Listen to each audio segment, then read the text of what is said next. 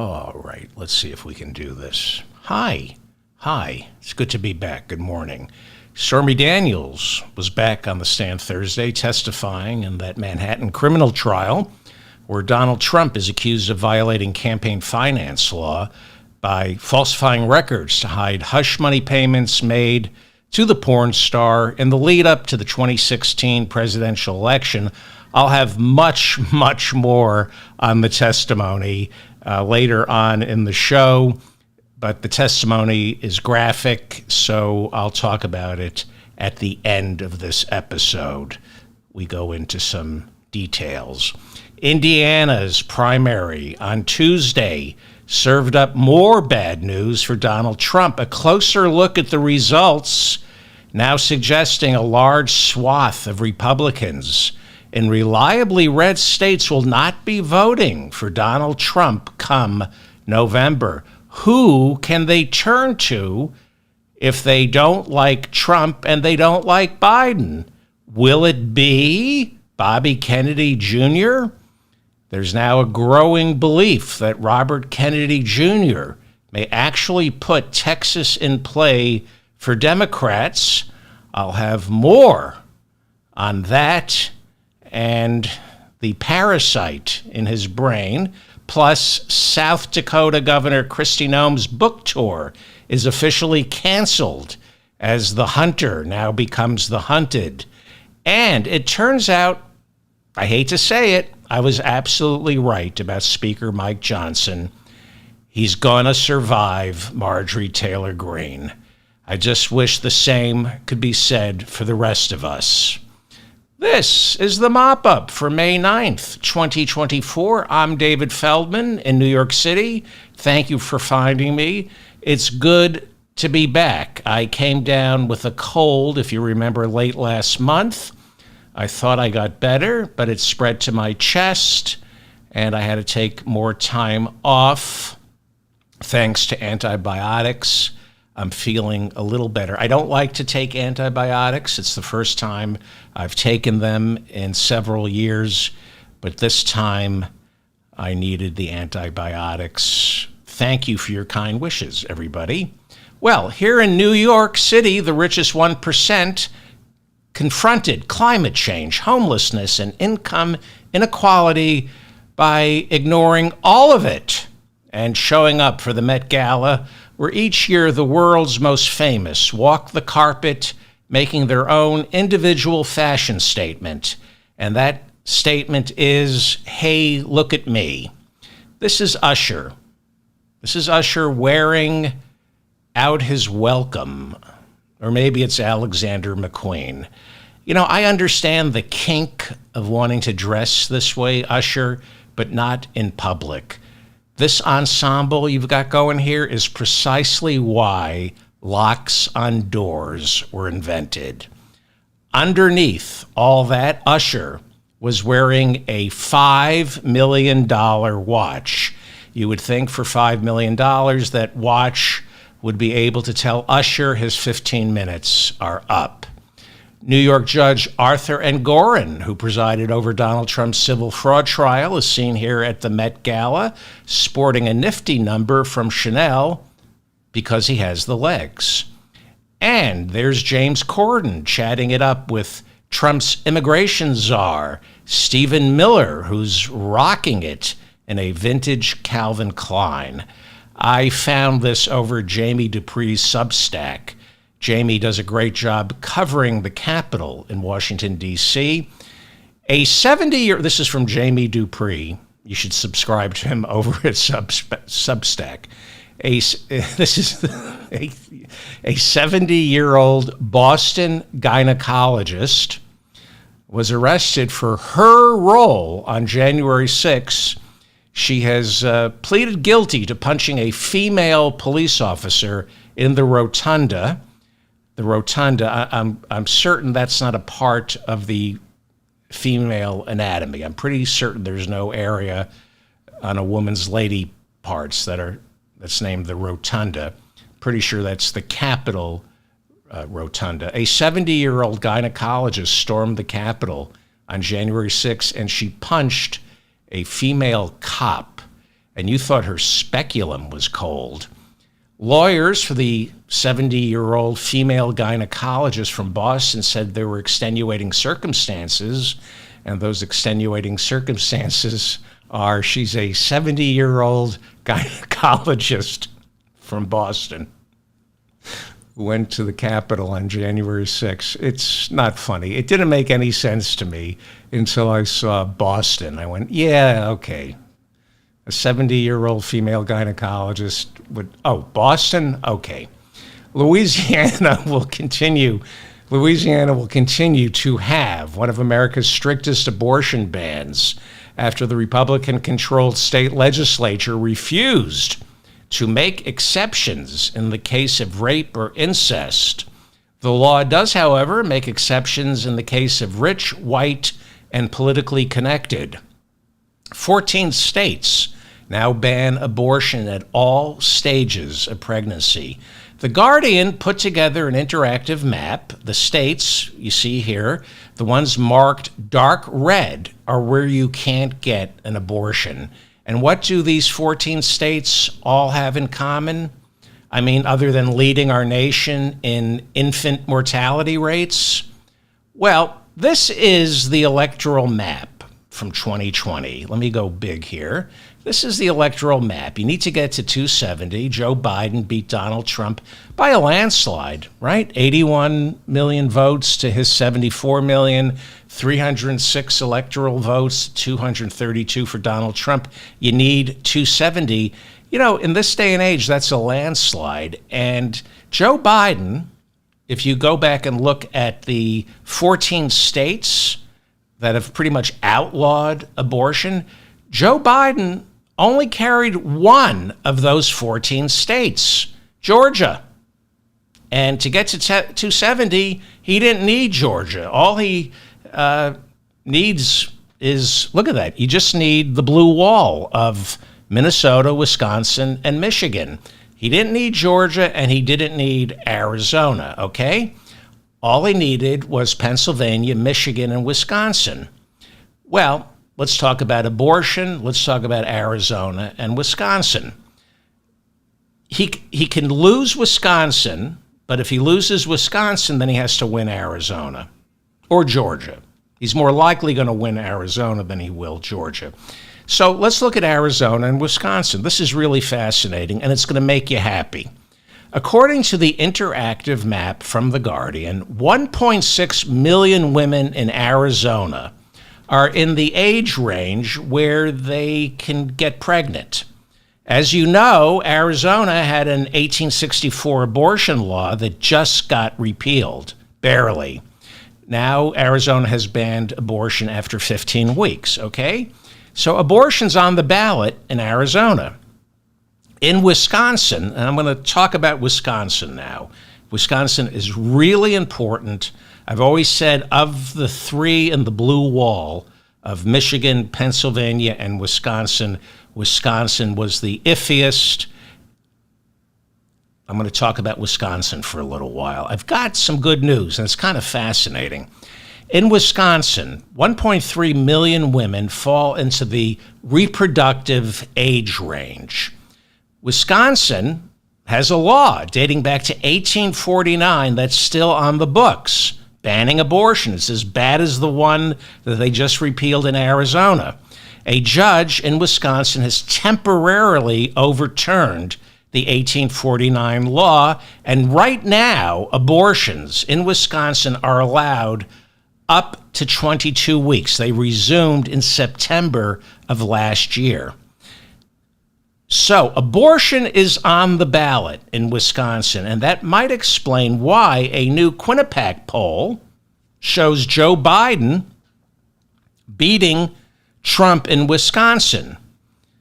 When Bobby Kennedy is factored in, the race narrows. Now, we're not sure Bobby Kennedy will be on the ballot in Wisconsin, and nobody knows anything about Bobby Kennedy yet, including Bobby Kennedy. He's all over the map.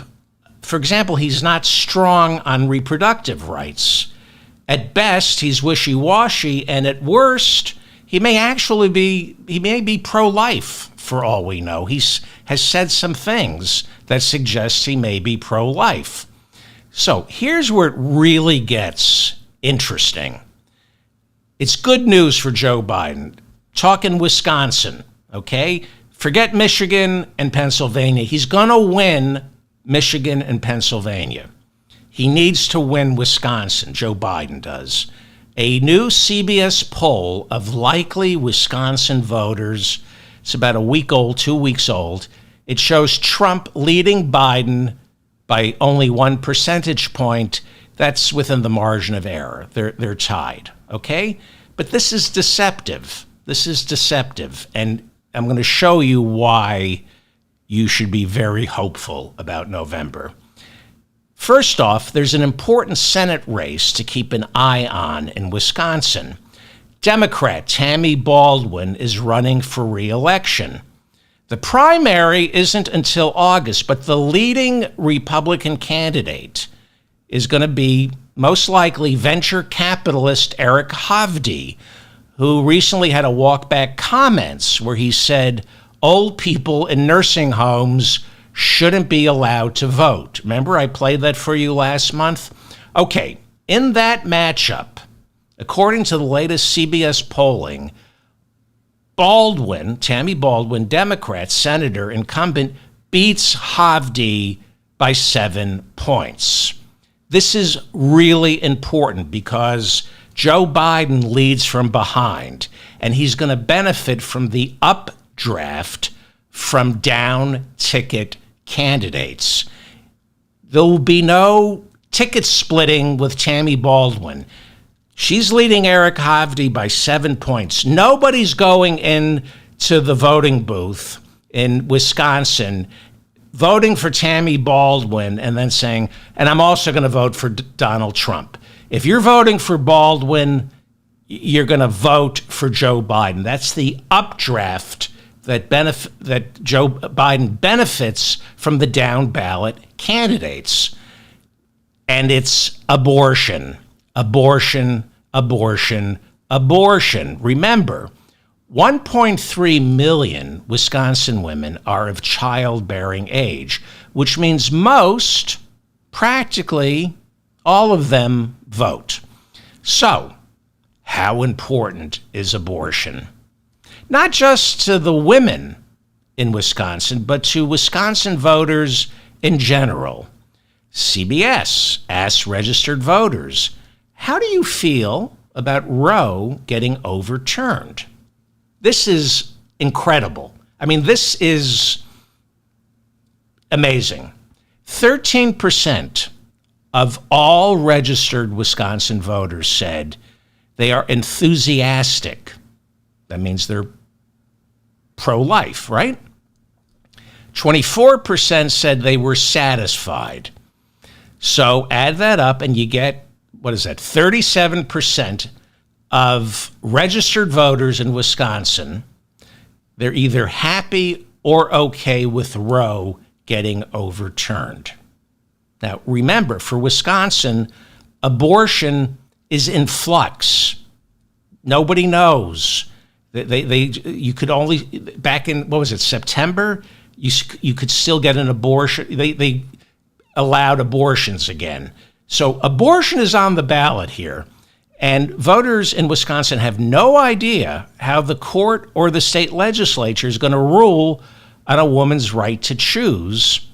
And here you've got 37% of all registered Wisconsin voters telling CBS News that they're basically pro-life. 37%.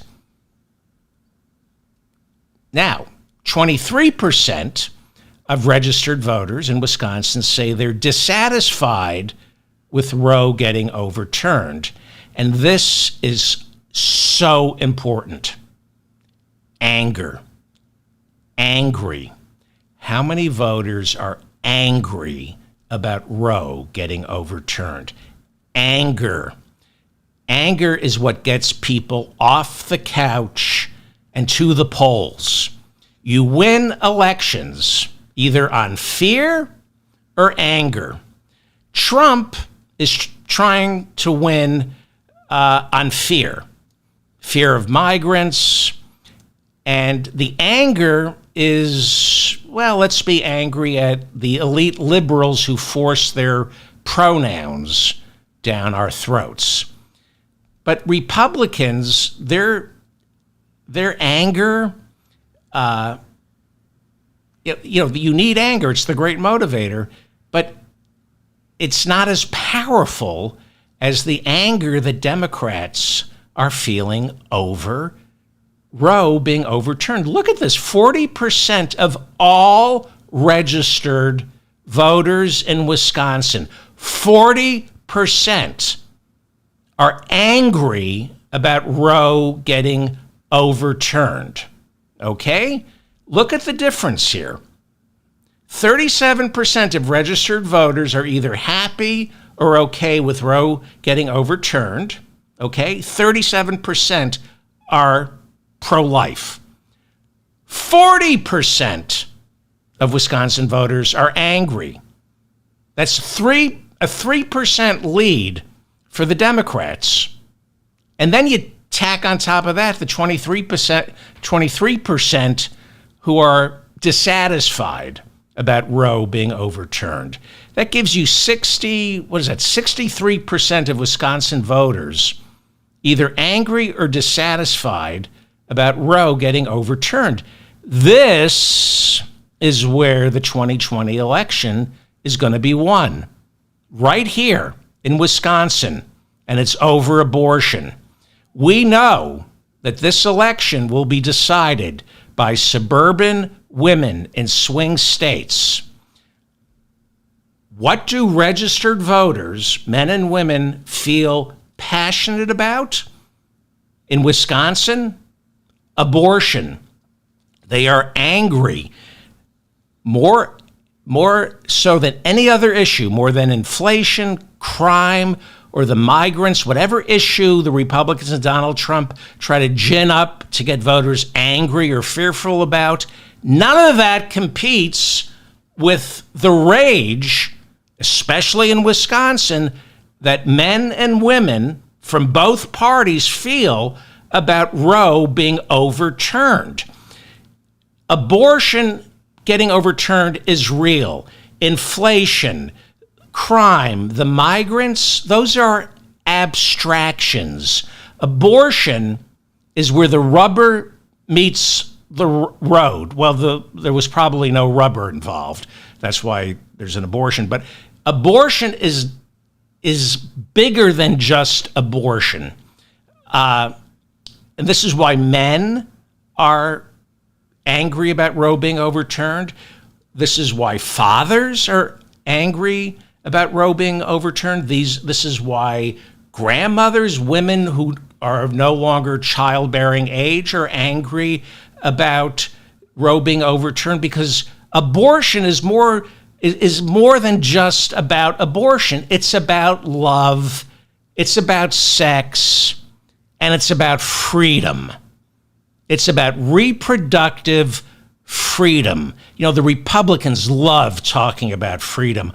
Abortion, in the end, is about reproductive freedom, freedom for women to decide when and if they're going to raise a family. More importantly, when and if they're going to make love, to enjoy somebody. This is bigger than just the procedure of an abortion. It gets even better for Biden. This is where the election will be won. In Wisconsin, over abortion. Look at this. Registered Wisconsin voters were asked, how closely are you following the news stories about abortion in Florida and Arizona, which up until last week had two of the most draconian anti-abortion laws. Arizona just overturned that Civil War era ban. But when this poll was taken, people were talking about Arizona. Okay, So the question of all registered voters in Wisconsin, how closely are you following news about abortion laws in other states like Arizona and Florida? Remember, I just said 63% of Wisconsin voters are either angry or dissatisfied about Roe getting overturned. Well, 60% of registered voters in Wisconsin told CBS News they are following Florida and Arizona's abortion laws closely. 40% said not closely, which falls in line with the 37% of registered Wisconsin voters who we can call pro-life. You won't find any other issue in Wisconsin where you rack up numbers over 50% like this. There is a 20% differential here on abortion. This is the issue that galvanizes Democratic voters, voters who might be lukewarm about Joe Biden. I don't know why, but they are. And he's going to get the updraft from abortion being on the ballot. He's going to get the updraft from Senator Tammy Baldwin supporters who have learned their lesson, and they know that Donald Trump cannot pick any more Supreme Court justices. Okay, this is incredible. This is talking about galvanizing the Democratic base. This is just take another look at the 2020 election returns here, okay? And what gets people to vote? What got people to vote in 2020? It was hatred for Donald Trump, 4 years of Donald Trump. You're looking at the 2020 electoral map. In the past, I cannot stress this enough, the blue wall since 2020 has been Michigan, Pennsylvania, and Wisconsin. Those are the three states that Hillary shouldn't have lost in 2016, but she did. And this map is set. It is set, except for Michigan, Wisconsin, Minnesota, Georgia, and Arizona. The rest, not what did I say? Pennsylvania, Michigan, and Wisconsin, Arizona and Georgia, maybe Nevada, are the only states that are not set. The rest are done. These swing states, and it's Wisconsin. Excuse me. So, I've always said, of the three in the blue wall, Wisconsin would be the iffiest. I don't see how Biden loses Wisconsin. Take a look at this. CBS asked likely voters in Wisconsin if they're dissatisfied or angry about Roe getting overturned. Okay, you saw the question about anger of all registered voters. Now it's parsed between Biden supporters and Trump supporters. This is effing incredible. This is absolutely incredible. CBS asked likely voters in Wisconsin if they're dissatisfied or angry about Roe getting overturned. Half of Trump voters were dissatisfied with the overturn of Roe. I'm sorry, 49% of Trump supporters say they are dissatisfied. Let that sink in for a second. 49% of Wisconsin voters for Trump are upset that Roe has been overturned. And this is why Donald Trump doesn't want this election to be about abortion. He reads these polls closer than anybody. 49% of his own supporters in Wisconsin are upset that he appointed the three judges who overturned Roe. 49% of Trump voters in Wisconsin are essentially pro-choice. Only 13% of Trump voters in Wisconsin said they were angry about it being overturned. Okay. Now, look at this, Biden voters. You don't see numbers like this on issue polls. They don't exist. Biden voters, 50% said they were dissatisfied with Roe being overturned, but 86% also checked the box that says they're angry.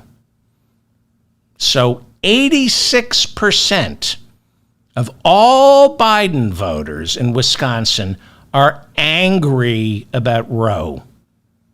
There is no other issue that will get voters who support Trump or Biden that will get a number like 86%. You're not going to find that in any state on any issue other than 86% of Biden supporters are angry about Roe.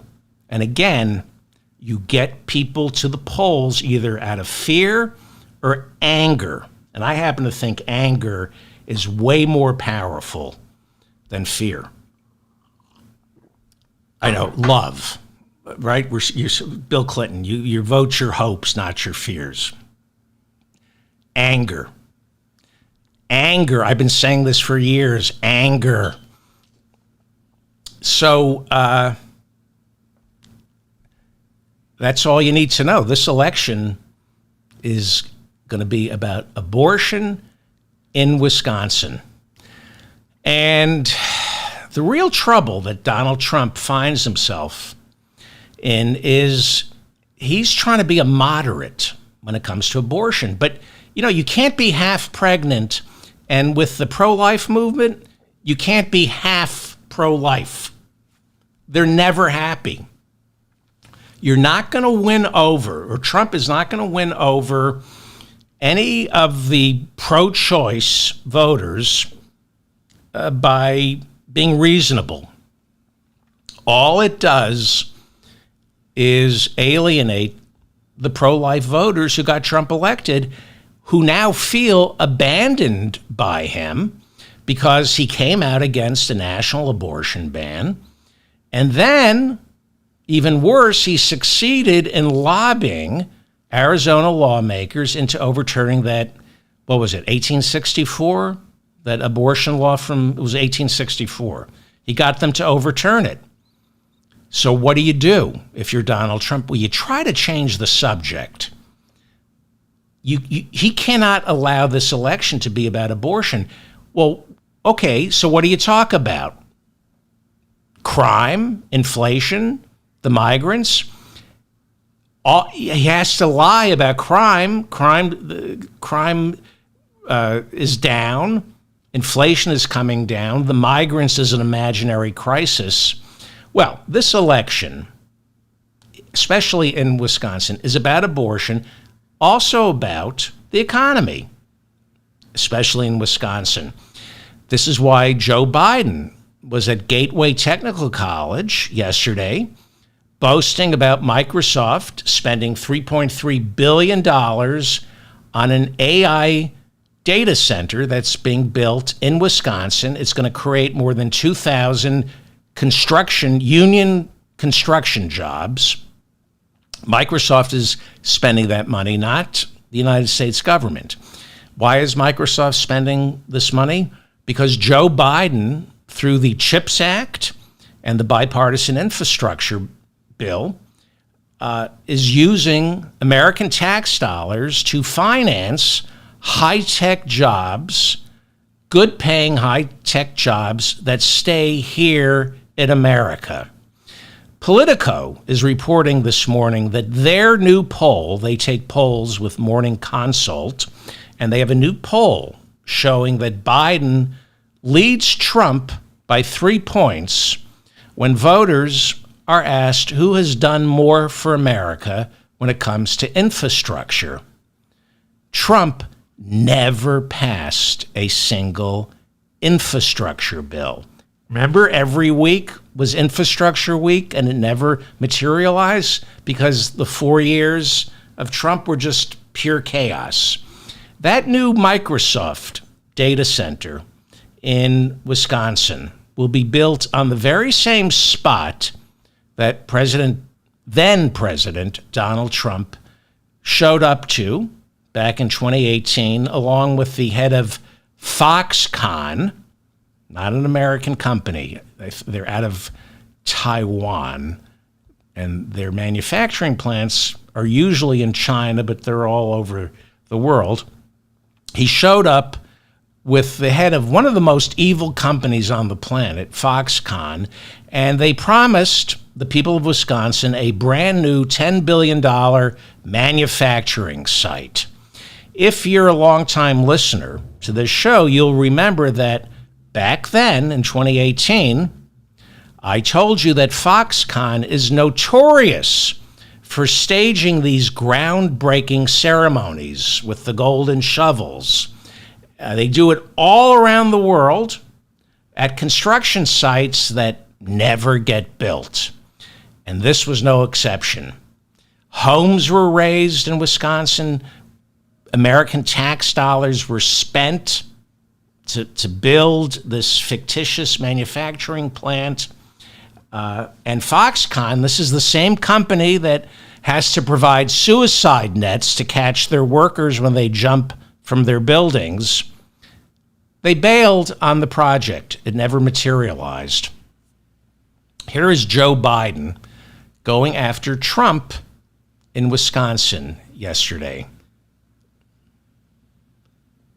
He and the administration promised a $10 billion investment by Foxconn to build a new manufacturing complex, create 13,000 new jobs. In fact, he came here with your Senator, Ron Johnson, literally holding a golden shovel, promising to build the 8th wonder of the world. Are you kidding me? Look what happened. They dug a hole with those golden shovels, and then they fell into it. Look, they didn't shovel other dirt. They did shovel some dirt. 100 homes were bulldozed. They wasted hundreds of millions of dollars, your state and local tax dollars, to promise a project that never happened. Foxconn turned out to be just that, a con. Go figure. So, he's not young. It's hard to hear him. He doesn't enunciate properly. I don't care. Look at his effing record. Look at what he's delivered to the American people. I don't care about the cosmetics. I wish you could hear him speak, but it's not what you say, it's what you do, okay? And, he gets some things wrong. He said it was Senator Ron Johnson who showed up at the groundbreaking. It wasn't a lie. He forgot. It was Ron Johnson wasn't there. It was Speaker Paul Ryan, who I'll be talking about in a second, and then Governor, the union-busting Koch brothers tool, the odious Republican governor of Wisconsin, Scott Walker. He's no longer governor. They have a Democrat now. You might remember in 2012, Scott Walker became the first American governor to survive a recall election that was called after Walker alienated half the state by limiting the right of state workers to engage in collective bargaining. He survived that recall effort. Anyway, bad guy. Well, the state legislature of New Hampshire got some more good news. Finally outlawed child marriages. This is a thing that Republicans are obsessed on. Older men being able to marry, I'm going to say 16-year-old girls and not go any lower because it sours my stomach, but younger than 16. This is something a lot of Republicans believe in. Total control of women. How do you get that? Child brides. They want it to be legal. So the state legislature of New Hampshire finally outlawed child marriages. 6 years ago, Democrats succeeded in raising the age of marriage to 16 over objections from Republican lawmakers. Okay? So 6 years ago, this is really creepy. But these are Republicans. They're really creepy. New Hampshire, the Democrats had a fight to lift the marriage age to 16 because Republicans want to control women. So they got it raised to 16 6 years ago. Last week, Democrats succeeded in raising the age of marriage to 18.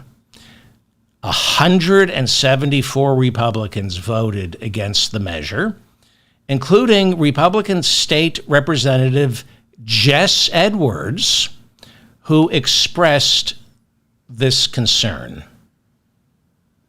Do you agree with the point of view that if we continually restrict the freedom of marriage as a legitimate social option, when we do this to people who are of ripe fertile age and may have a pregnancy and a baby involved, are we not in fact making abortion a much more desirable alternative when marriage might be the right solution for some freedom-loving couple?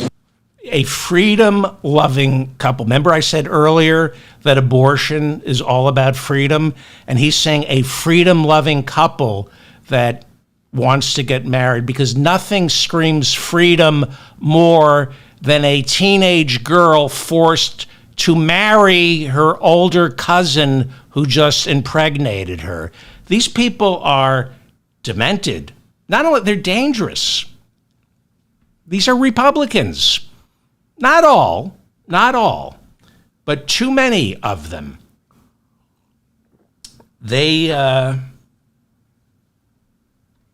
Anyway, in Ohio, which Sherrod Brown notwithstanding, Ohio has become a solid red state. Unfortunately, we've talked about Sherrod Brown, and we'll be following his reelection. But for the most part, Ohio has fallen into the red abyss. And the state legislature of Ohio finally got around to admitting there's such a thing as marital rape.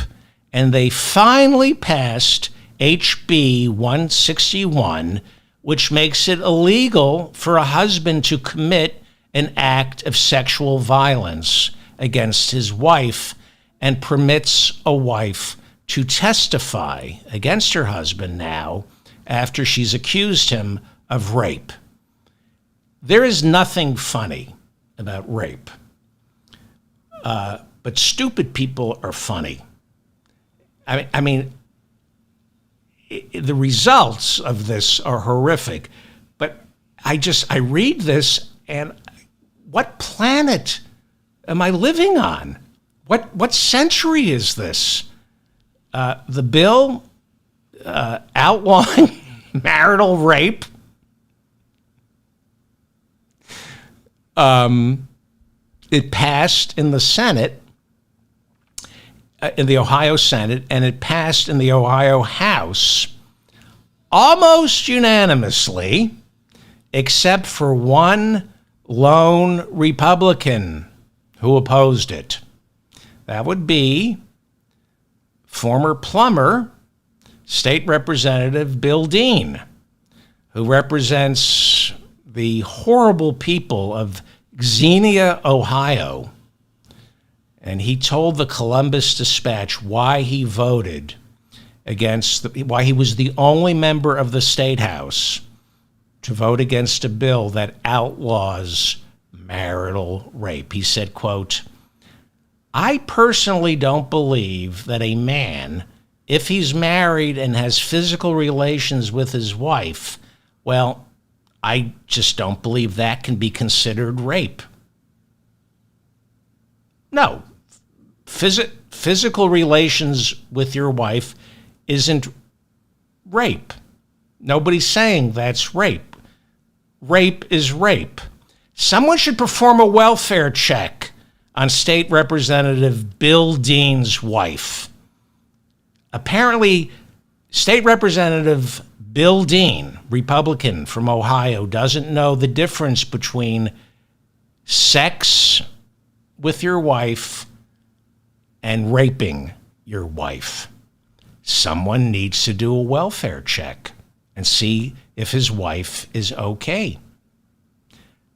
America's mayor, Rudy Giuliani, is being sued for rape by a former assistant who accused him of forcing her to satisfy him while, I'm not making this up, while he chomped down Viagras and talked on the phone with Donald Trump. Here is the incredible part of this story. What makes this lawsuit so shocking and incredible. You ready? It's the least of Rudy's problems. For anybody else on this planet, this accusation would be a career-ending catastrophe. But for Rudy Giuliani, getting accused of forcing a woman to satisfy him while he talks on the phone with Donald Trump, for Rudy Giuliani, that's tantamount to a minor quirk in his personality.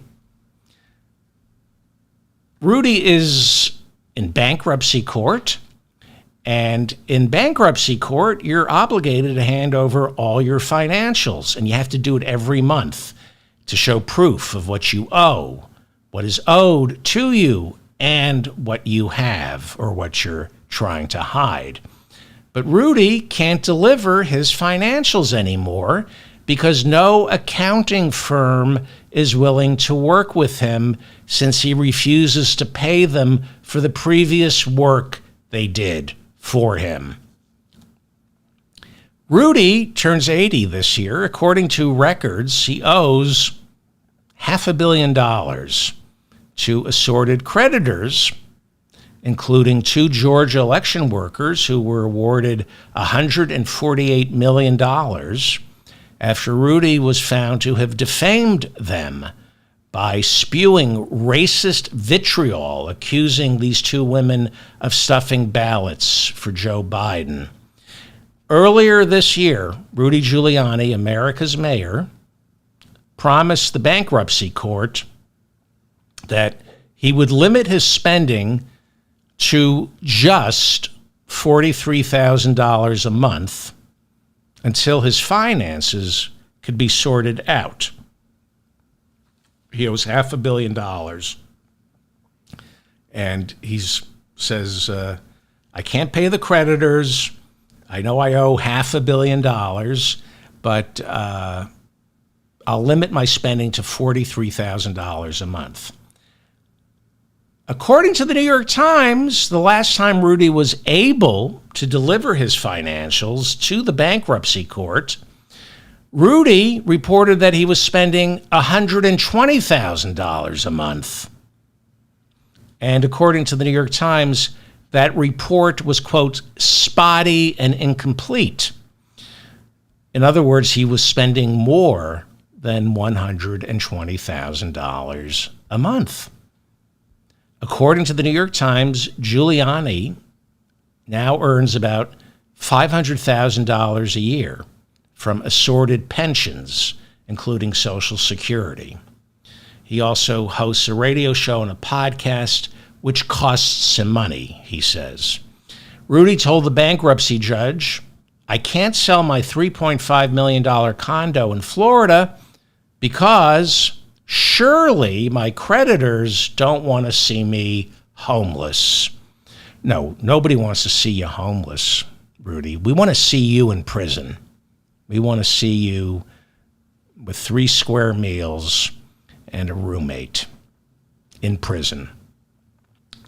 Now, what's so funny about this, as you know, I delight in Rudy's suffering because he was a horrible mayor, a racist mayor who allowed the police in New York to take their gloves off and make it illegal for black people to leave their home with the stop and frisking.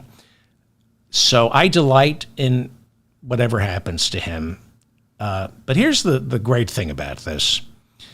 Before 2020, right before Rudy began working for Donald Trump, Rudy was drinking, he had marital problems and divorces, but he was still worth $30 million. He went to work for Donald Trump to prove non-existent election fraud in November of 2020. What are we looking at? 3 years later, 3.5 years later, he goes from $30 million to being $500 million in debt. Now, I despise Rudy Giuliani. So when you think about it, Mike Lindell, the MyPillow guy, bankrupt. I despise this guy. John Eastman, the attorney who came up with the false elector scheme, he's big shot at the evil Claremont Institute in California. Well, he just got his law license suspended. And last week he petitioned the court to have his law license reinstated so he could find work to pay his legal bills, but that motion was rejected. His law license suspended. Looks like it's going to be permanent. Can't make a living. Eastman is tapping into his wife's pension to pay his legal fees. Peter Navarro is wasting away in jail, broke and broken. So in many ways, Donald Trump has performed a public service. At least for me, the people I despise to the core of my very being have been ruined simply by getting touched by Donald Trump. I don't think we can overstate the contribution Donald Trump has made to society in this respect. The horrible people whose lives he's ruined, in many ways, I don't know.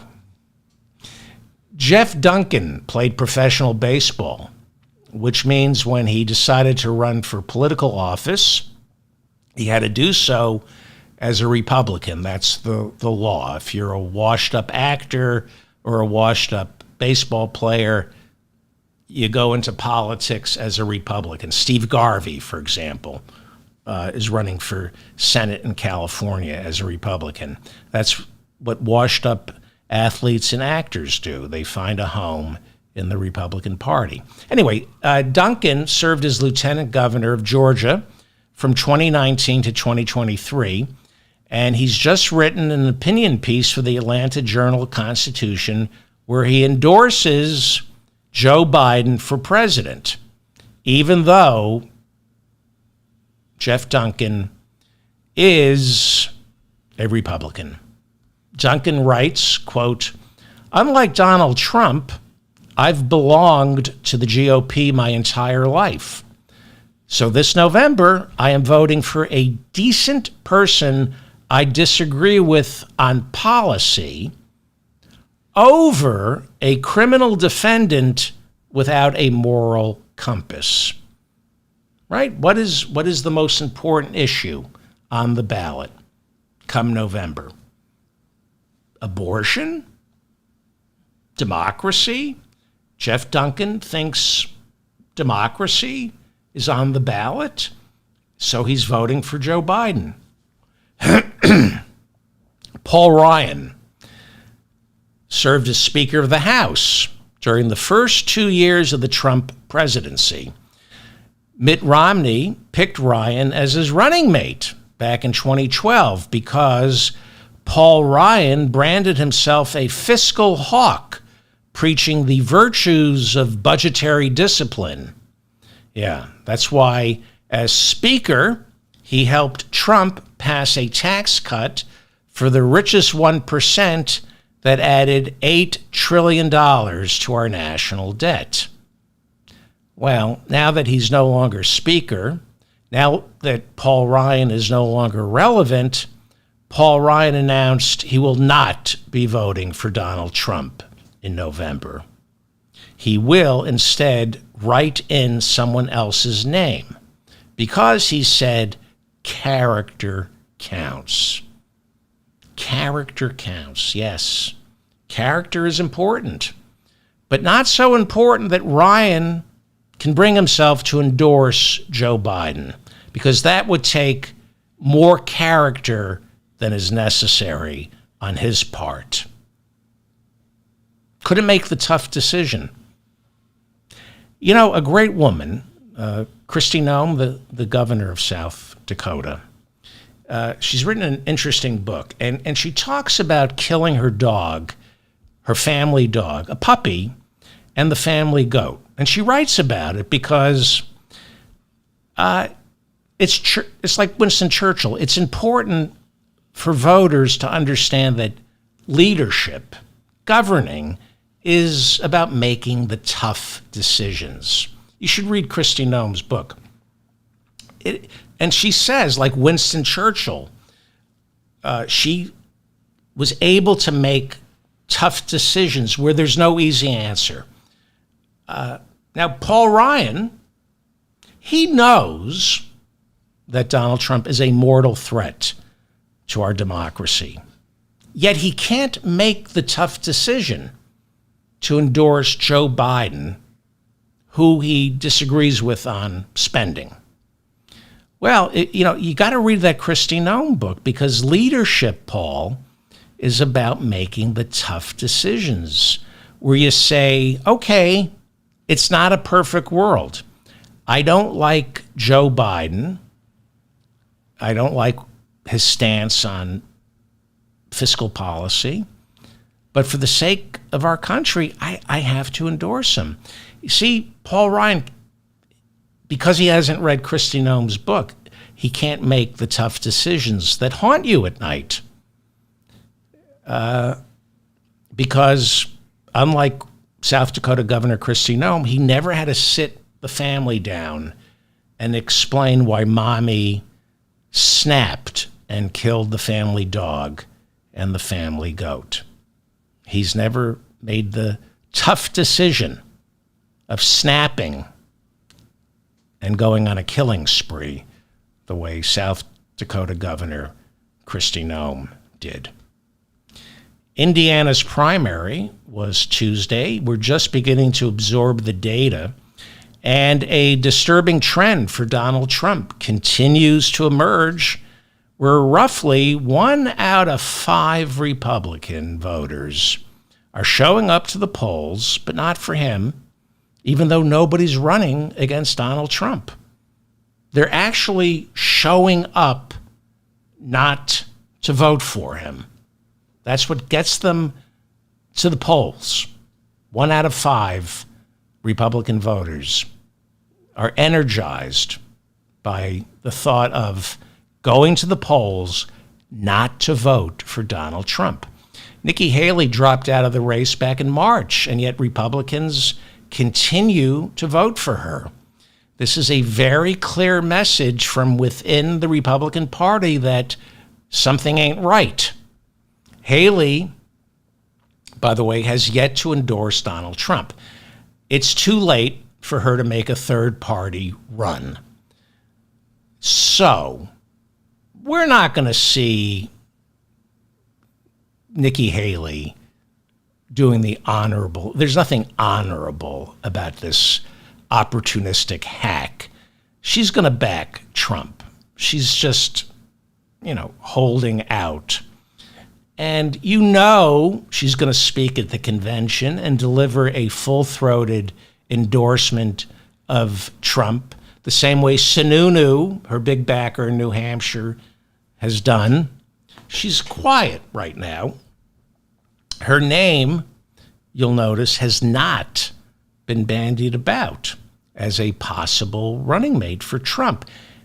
To me, that suggests that she might be at the top of his list. He likes drama and surprise. The fact that she's not being mentioned, I suspect he's considering her.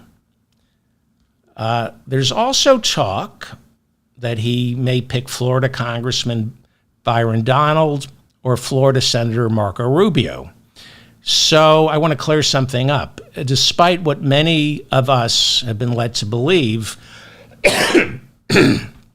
there are no constitutional issues preventing a president and his running mate being from the same state. This, some of you are old enough to remember when Bush picked Dick Cheney, there was a problem because Cheney was living in Texas and Bush was living in Texas, so Cheney had to pretend he lives. Is it Wyoming? Is it Idaho or Wyoming? It's Wyoming, right? They get 2 senators in Wyoming. I got more people living in my apartment, and they have 2 senators. So it's only an issue. Cheney could have stayed in Texas, by the way. There's nothing in the Constitution preventing a president and a vice president from being from the same state. It's only an issue if the race for president gets thrown into the House of Representatives. Almost happened in 2020. And even if it does get thrown into the House of Representatives, there are ways around it. Okay, I digress. Back to Nikki Haley. Take a look at Tuesday's Indiana. What am I doing here? There we go. Let me go full screen here. Take a look at Indiana's results, okay? What did she do? She dropped out in March, okay? She got almost 22% of the vote in the deep red state of Indiana, okay? Indiana is, you got some hardcore Republicans in Indiana. She got 22% of the vote. 22% of Republicans voted for Nikki Haley in Indiana on Tuesday. The Hill reports much of her strength Tuesday was in the suburbs. And that's where this election is going to be won, in the suburbs. Women in the suburbs. In Arizona, a few months back, she got 17% of the vote, even though she was no longer on the ballot. They're calling these zombie votes. She's a zombie candidate. Listen, she was a zombie candidate before she dropped out. Look at this. Pennsylvania last month, a key swing state, almost 17%, 16.6% of Republicans got off their couch and went to vote for somebody other than Donald Trump. This is a number in the lead up to the convention that you have to watch. 1 out of 5. 1 out of 5 Republicans actively not voting for Donald Trump. What does that mean? What does that mean? 1/5 of Republicans are showing up to vote for someone other than Trump. Leave a comment. Maybe I'm wrong. I've never seen anything like this in modern American politics. I know Biden has got the uncommitted voters who punished him in Michigan and a little in Minnesota for his commitment to Benjamin Netanyahu. but I don't think I've seen 20%. A presumptive nominee is playing out the primary calendar. He's already got the nomination sealed, and he's playing out the primary season with nearly 20% of voters from his own party going out of their way to choose someone else, even though nobody else is running. This is something to pay attention to, and it's good news for Joe Biden. On Tuesday, don't pay attention to the polls. A lot of these pollsters are Republicans who are paid to create the illusion that Trump is a lot stronger than he actually is. I'm going to talk about that in a second. I just want to go over Indiana. On Tuesday, Indiana Congresswoman Victoria Spartz. I've played clips of this nut job. She's batshit crazy. She fended off a primary challenge. Spartz, a Republican born in Ukraine, voted 3 weeks ago against funding the war against Russia. Earlier this year, she announced she was retiring, but then changed her mind, and that flip-flop turned this primary race into a tough one for her. She was outspent by Chuck Goodrich, a multimillionaire who took out a $4.5 million loan to self-finance his primary challenge to Victoria Spartz. He blanketed the airwaves, highlighting allegations that Congresswoman Victoria Spartz, besides being batshit crazy, is also an abusive boss. Apparently, she's not easy to work for. Well, he ended up with 33% of the vote. Congresswoman Spartz narrowly escaped defeat. She got 39% of the vote. A 6-point differential for an incumbent, that's tight. That's tight. Despite her being batshit crazy, no chance of the Democrats flipping that seat. She'll be flipping her lid, but there won't be, she's going to come back to Washington, representing Indiana's 5th congressional district. Now, Indiana is deep red. The 5th congressional district, even redder. She's going to beat her Democratic challenger by at least 11 points. So Indiana's Republican Senator Mike Braun was elected to the Senate in 2018. He decided to serve one term, and now he's running for governor of Indiana as Republican Governor Eric Holcomb is being term limited out. Senator Braun, Republican, easily secured the nomination on Tuesday, which means there's now a vacancy for his Senate seat. Republican Jim Banks, horrible guy. He has served 4 terms representing Indiana's 3rd congressional district. He cruised to victory Tuesday, securing the Republican nomination to fill Mike Braun's seat. There's no chance his empty congressional seat will be filled by a Democrat.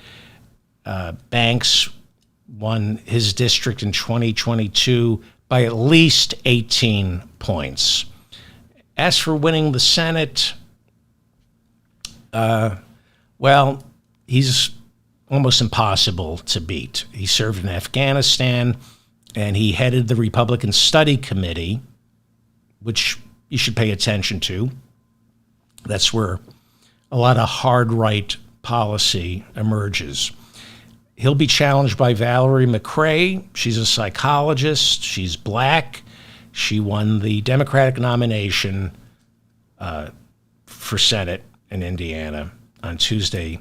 Is she going to be able to flip Indiana red to blue? No. But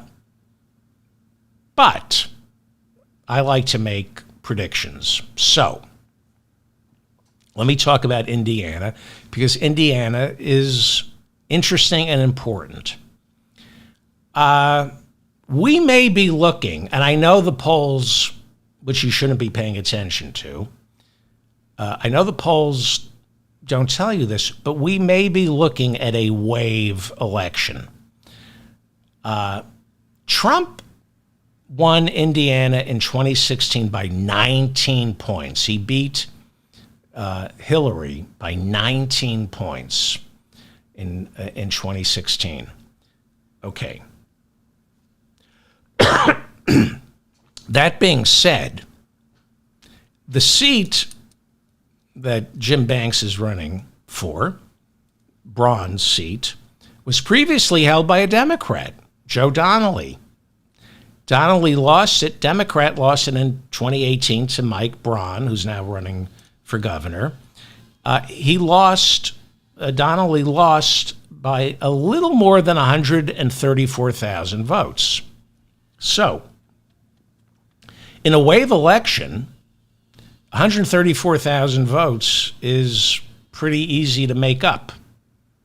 If this is going to be a wave election, I think in Indiana, you're going to see ticket splitting, where Republicans will vote for Jim Banks for Senate, and they either don't vote for Trump or anybody, and that's what happened in 2020, where that happened in Wisconsin, where, anyway, or they vote for Biden.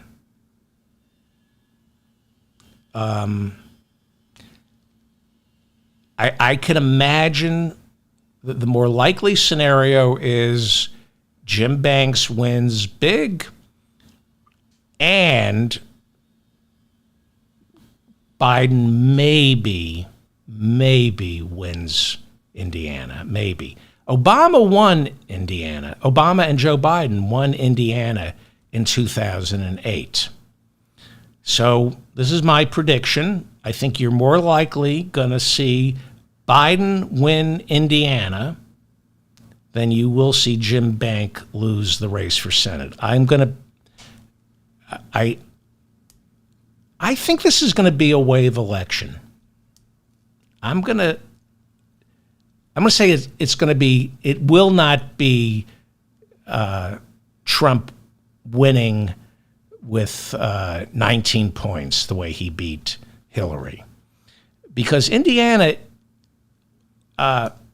yes, it's deep red, but Trump tried to hang Indiana's favorite son, Mike Pence. And Mike Pence, as you know, announced back on March 15th that he will not be endorsing Trump. He's got a brother, Greg Pence, who's an Indiana congressman, ex-Marine. He's disgusted by the Republican Party, and he's quitting Congress. This is his last year. I think there's a bad taste in some mouths, and some bad Republican mouths in Indiana. So, I don't know. I think Biden might do a lot better in Indiana. I don't know. Unless it's a wave election. Oh, Obama won Indiana in 2008 because it was a wave election. So this is, and I know the polls don't say this. I think this is shaping up to be one of those elections that right up until the weekend before Election Day, it will all start caving in on Trump. This has happened before, where it looks like it's going to be tight, and then the Monday before the election, the pollster comes in and says, you're going to have to claim voter fraud, Mr. Trump, because you're losing big. That happened to Jimmy Carter in 1980 when he was running for re-election. It was he was running against Reagan. It was incredibly tight. The polls showed a tight election. And then in the final 36 hours, the floor just gave way. And I think this is how the election plays out. It's going to be neck and neck. We're going to be biting our fingernails, biting other people's fingernails until the very bitter end. And then I think Biden wins big. I think in 36 hours from Saturday till Tuesday, everything just changes. There's this massive shift. There'll be something that Trump says that will, what the exit polling will reveal that the thing that he said in the weekend before the election was a bridge too far. It will be the usual, it will be something, but people will say, that's when I decided I couldn't vote for him. If Mark Burnett, who owns The Apprentice, will release the N-word tapes, that could be the October. Well, wouldn't be a surprise. We all know they exist. But so I think it's going to be neck and neck until the bitter end, and then Biden wins big, and we all look back and say, well, of course he did. How could he not have? Just remember how scared we are now, and then a year from now, we're going to be saying, of course Biden was, how could Biden not beat this homunculus? Senator Bernie Sanders waited until the last minute to make it official, but yes, he is running for re-election this November. Bernie has been serving in the Senate since 2007. Before that, he was a congressman.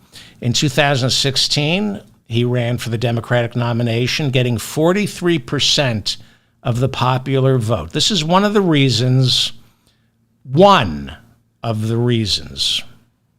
and what, if you're going to point fingers, it's not one thing. It's not Putin. It's not Bernie bros that gave us Trump. It's not Hillary forgetting to campaign in Michigan.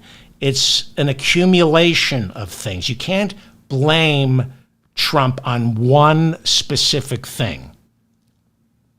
But one of the things that contributed to Trump winning in 2016 is Bernie ran. He got 43% of the popular vote when he was running in the primaries, but he ended up with only 39% of the delegates at the convention in Philadelphia.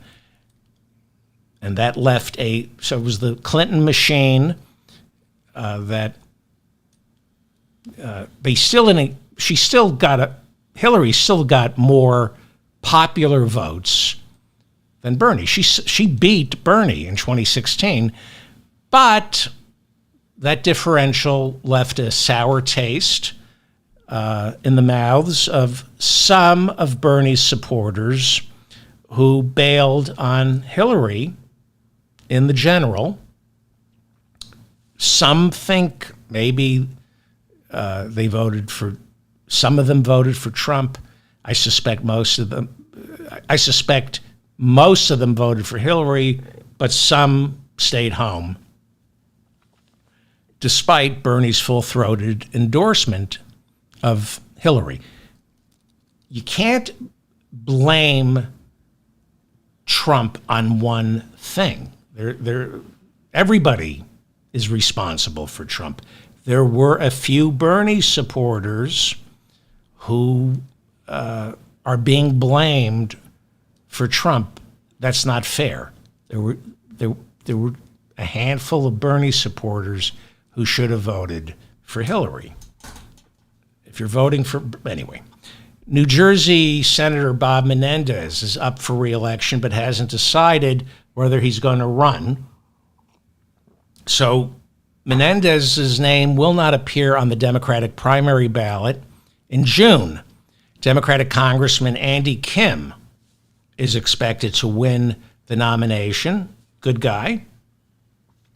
But Senator Menendez is leaving the door open to possibly running as an independent come November. His trial begins next week inside a federal courtroom where he is charged with parlaying his chairmanship of the Senate Foreign Relations Committee into a bribery scheme where he used his influence to perform favors in exchange for cash, gold, and a Mercedes-Benz.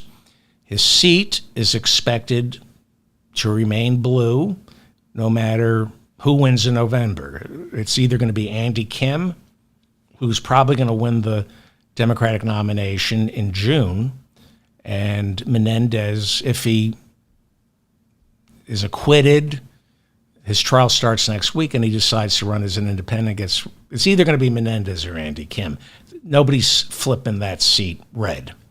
Democratic Congressman Henry Cuellar of Texas. This is very infuriating. Remember Henry Cuellar? If you've listened to my show, Democratic Congressman Henry Cuellar of Texas says he's still running for re-election.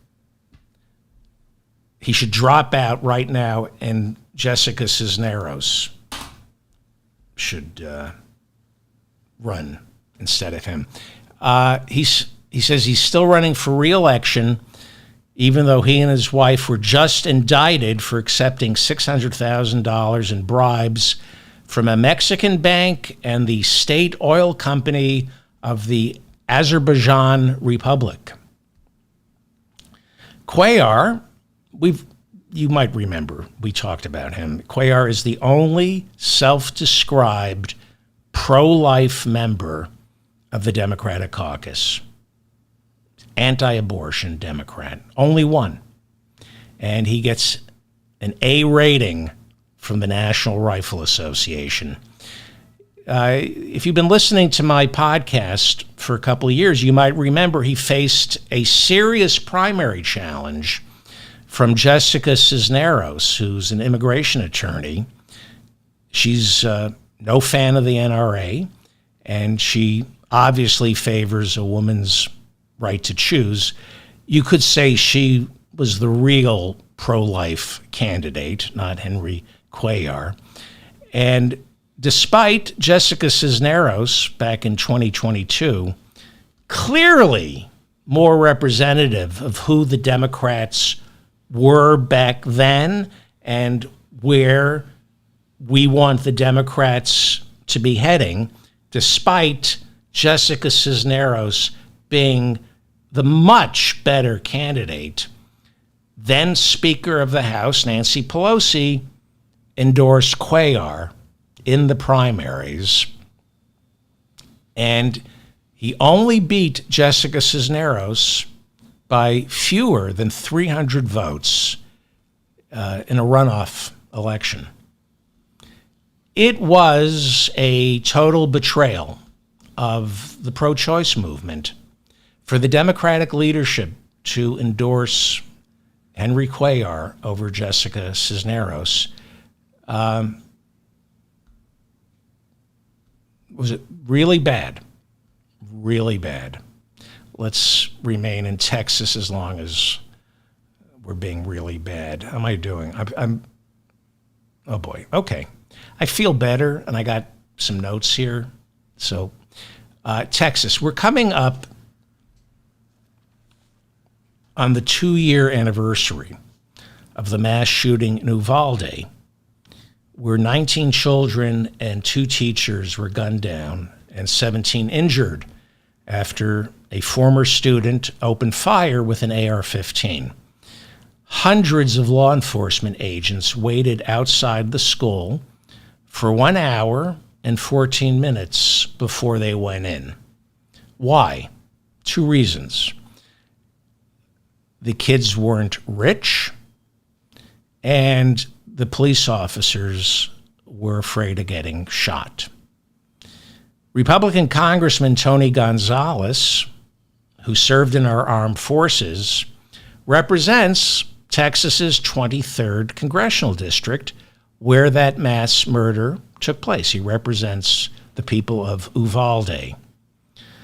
1 month after the massacre, 19 children and 2 teachers killed in Uvalde, President Joe Biden signed into law the Bipartisan Safer Communities Act.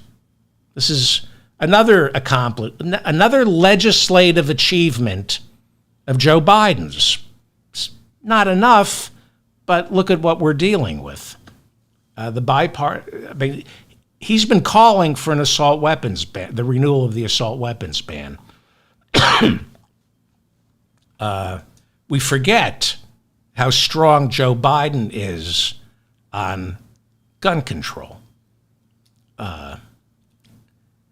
He did the best he can here with the Bipartisan Safer Communities Act, which is the most substantive gun control legislation since the assault weapons ban of 1994.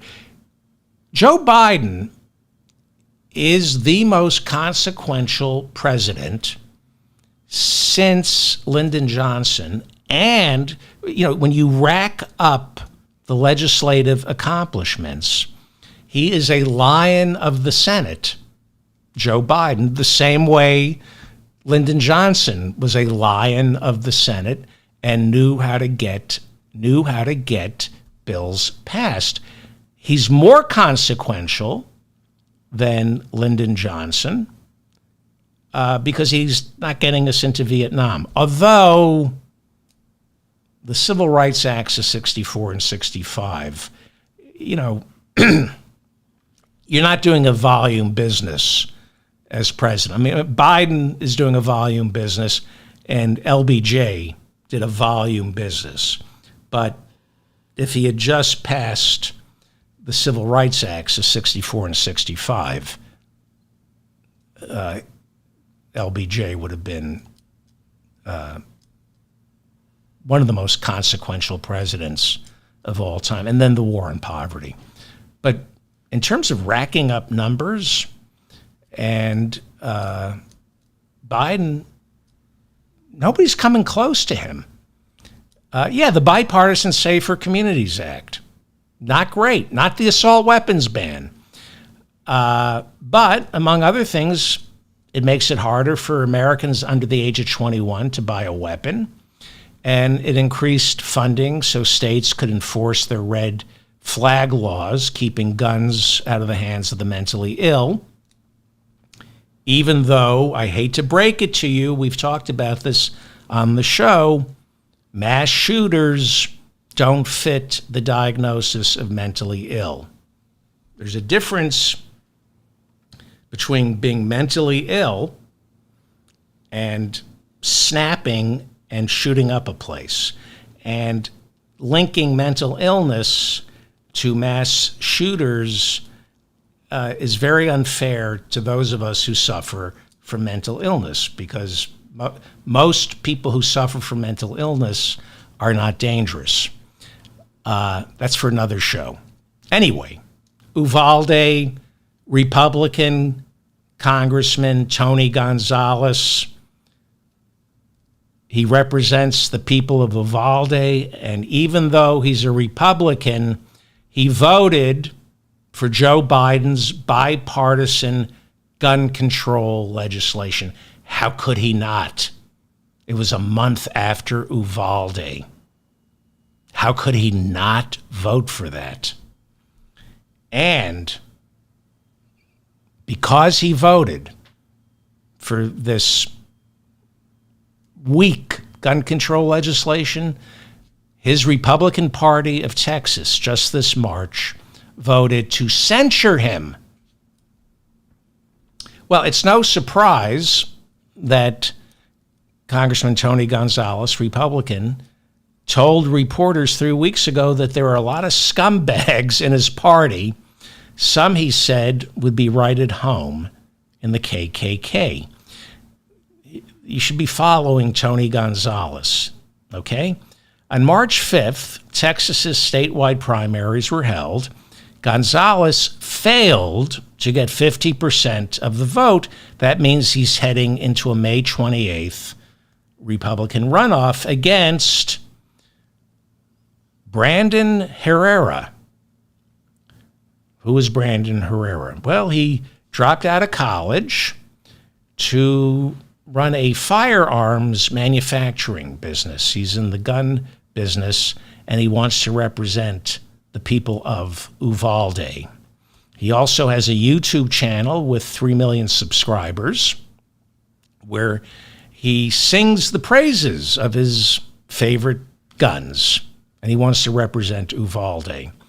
Well, Congressman Tony Gonzalez got 45% of the vote.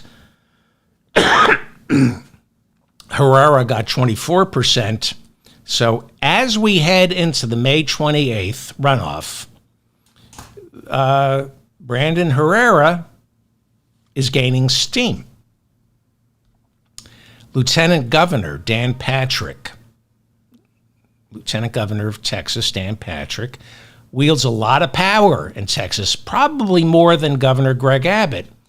Well, Lieutenant Dan Patrick finally endorsed incumbent Tony Gonzalez, even though it was Dan Patrick's Texas GOP that just censured Republican Congressman Tony Gonzalez for supporting gun control.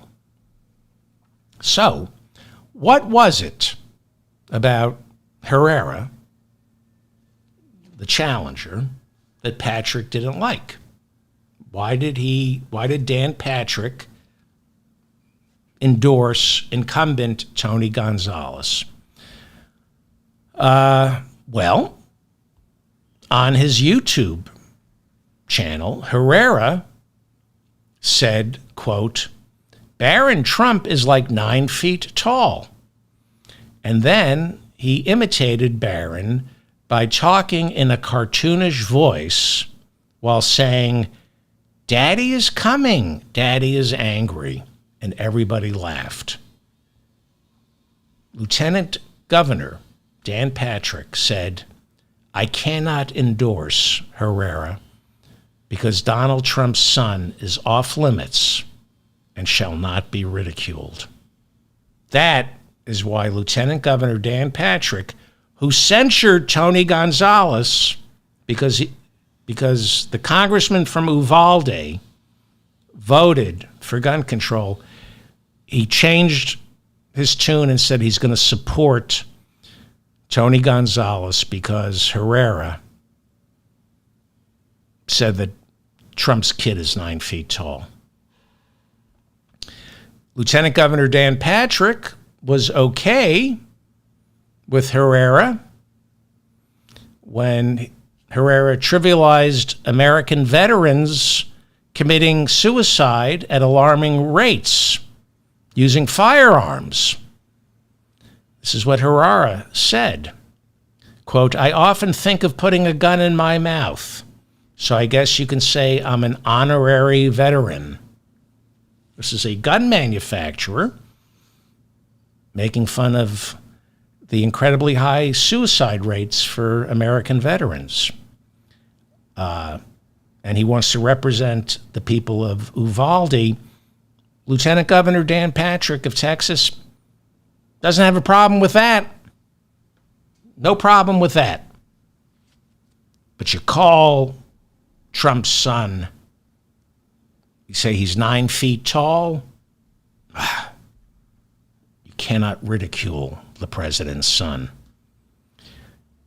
Lieutenant Governor Dan Patrick of Texas had no problem when Herrera, on his YouTube channel, made jokes about the Holocaust, made jokes about Nazis, trivializing the Holocaust. Or no problem that Herrera once worked for the Sons of Confederate Veterans. All that was fine. Lieutenant Governor Dan Patrick had no problem. Herrera crossed the line when he said Donald Trump's 17-year-old son was 9 feet tall. That's what makes Herrera unworthy of Texas Lieutenant Governor Republican Dan Patrick's endorsement. Texas Senator Ted Cruz is up for re-election, and if this is going to be a wave election, he's in trouble. Nobody likes Ted Cruz. Nobody.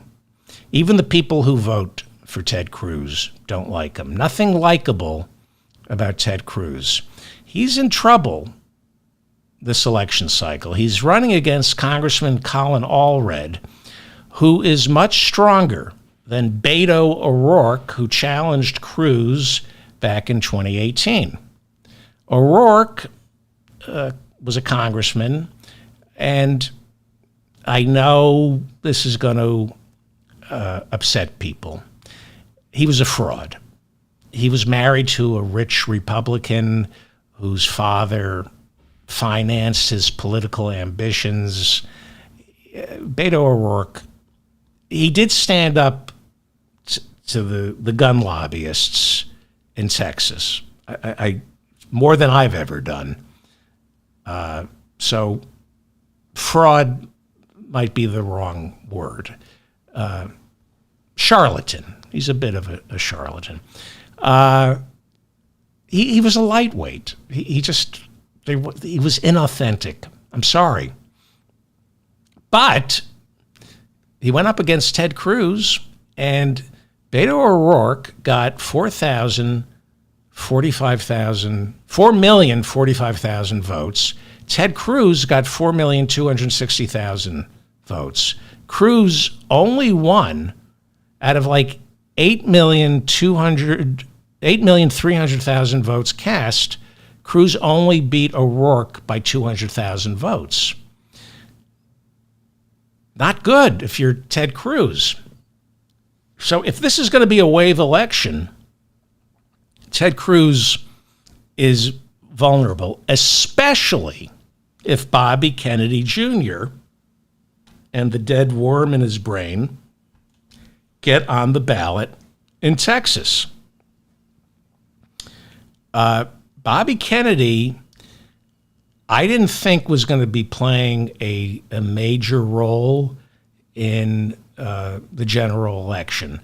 I think Bobby Kennedy is a phenomenon for the wrong reasons. There is who Bobby Kennedy is, and then there is who low information voters think Bobby Kennedy is. Texas, so you have to ask yourself, okay, where's Bobby Kennedy going to get on the ballot? And in what states, and which states are prone to low information voters? Well, Texas has a lot of low information voters because they have low information candidates. Lieutenant Governor Dan Patrick, Greg Abbott, Ted Cruz, not so low information. He's pretty smart, detestably smart. Bobby Kennedy, according to the New York Times, is a major problem for Ted Cruz. I'm sorry, I'm getting over a cold, so I'm on antibiotics, and I took a week off, and I'm getting my strength back, but I've got a tickle in my throat. I think that was Linda Lovelace's autobiography. I've got a tickle in my throat. Okay. According to the New York Times,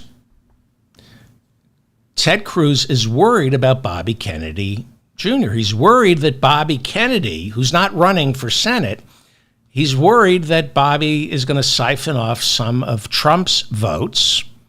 And along with those Trump votes, he'll be taking Cruz's votes with him, even though Bobby's not running for Senate. If Ted Cruz lost to Beto O'Rourke in 2018 by 200,000 votes, Ted Cruz, who's less popular now than he was in 2018, he can't afford former Trump voters showing up for Kennedy and then forgetting to vote for Cruz. Also, Colin Allred is not Beto O'Rourke. Congressman Colin Allred is a very charismatic candidate. He's a former NFL player, and he's then became a civil rights attorney. Now, earlier I said the GOP is where washed-up athletes become politicians. So why isn't Allred a Republican? Because after he played football, he became a civil rights attorney. Okay, that's the difference. J. David Goodman, writing over at the New York Times, says that a majority of Texas voters dislike Trump, Joe Biden, and Ted Cruz.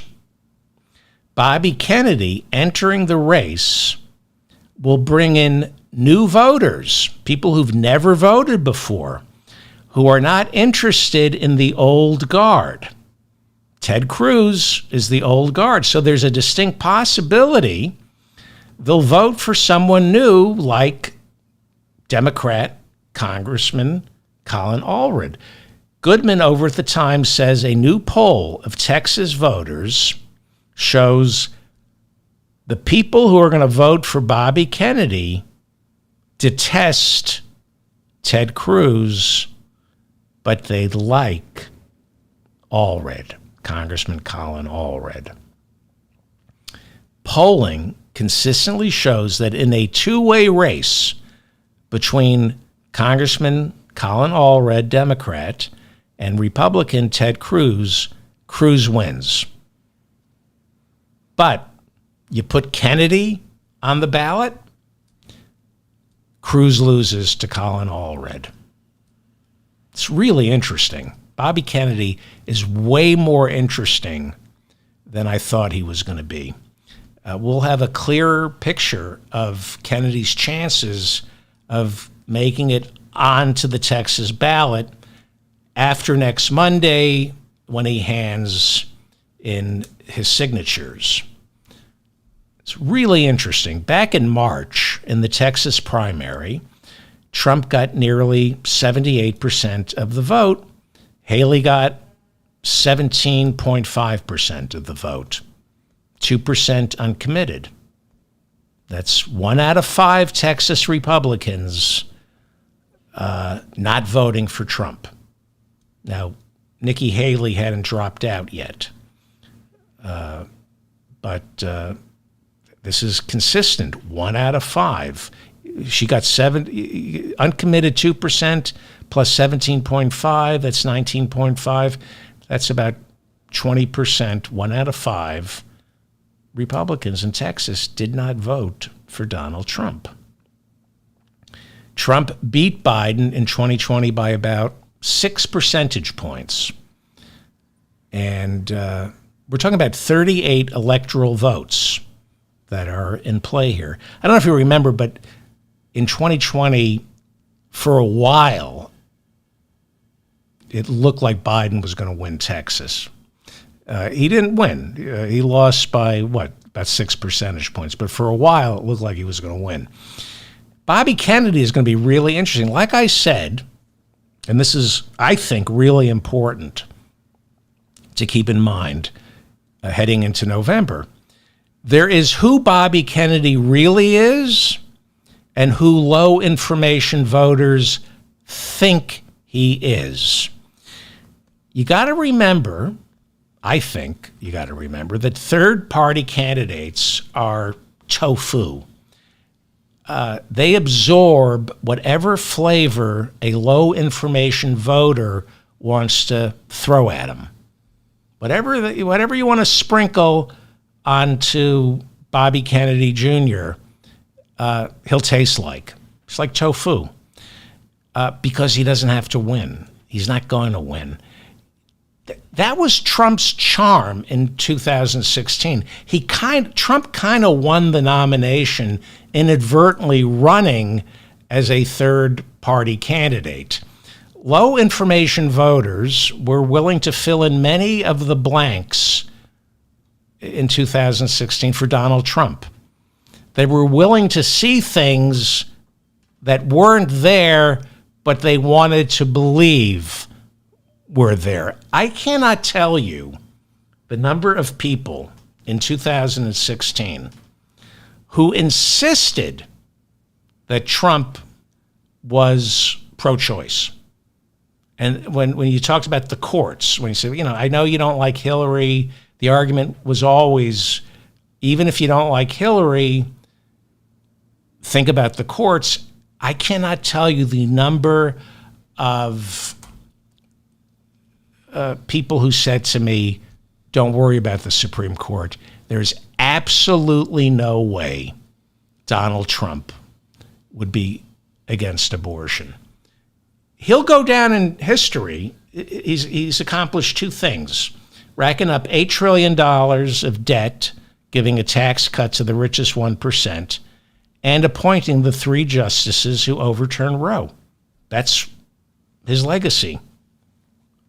But in 2016, people projected, not everybody, but a lot of low information voters, a lot of people who thought they were smarter than they actually are, projected their wishes onto Donald Trump. That's what happens with third-party candidates. John Anderson, Perot. It's less who the candidate actually is, more of who you want the candidate to be, especially because they're not going to win. They're not going to win. So the Kennedy effect, the Bobby Kennedy effect, will be different in different states. First of all, he's not going to be on every ballot. But the effect that he has as a spoiler will be different depending on which ballots he's on. It's conceivable, if you look at the polling, and I know I say don't look at the polling, but you have to. It's conceivable that Bobby Kennedy will take votes from Trump in Texas, but this Quinnipiac poll from Wisconsin shows that he's taking votes from Biden in Wisconsin. So, again, Bobby Kennedy is never going to win. He's a protest vote. A protest vote doesn't need to get nailed down on where he stands on Ukraine, abortion, or the economy. That's the great thing about being a third-party candidate. You can be sly. Bobby Kennedy, the worm didn't eat the part of his brain that creates a cunning political savvy. He knows what he's doing. He's all over the map. Right? Best headline ever. Look, I like Bobby Kennedy. I do. I can't help it. I like Bobby Kennedy. I'm getting angry at him.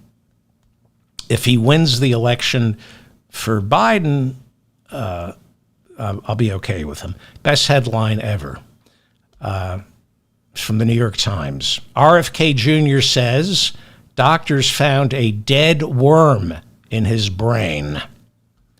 Apparently, the worm died by suicide after listening to RFK Jr.'s thoughts.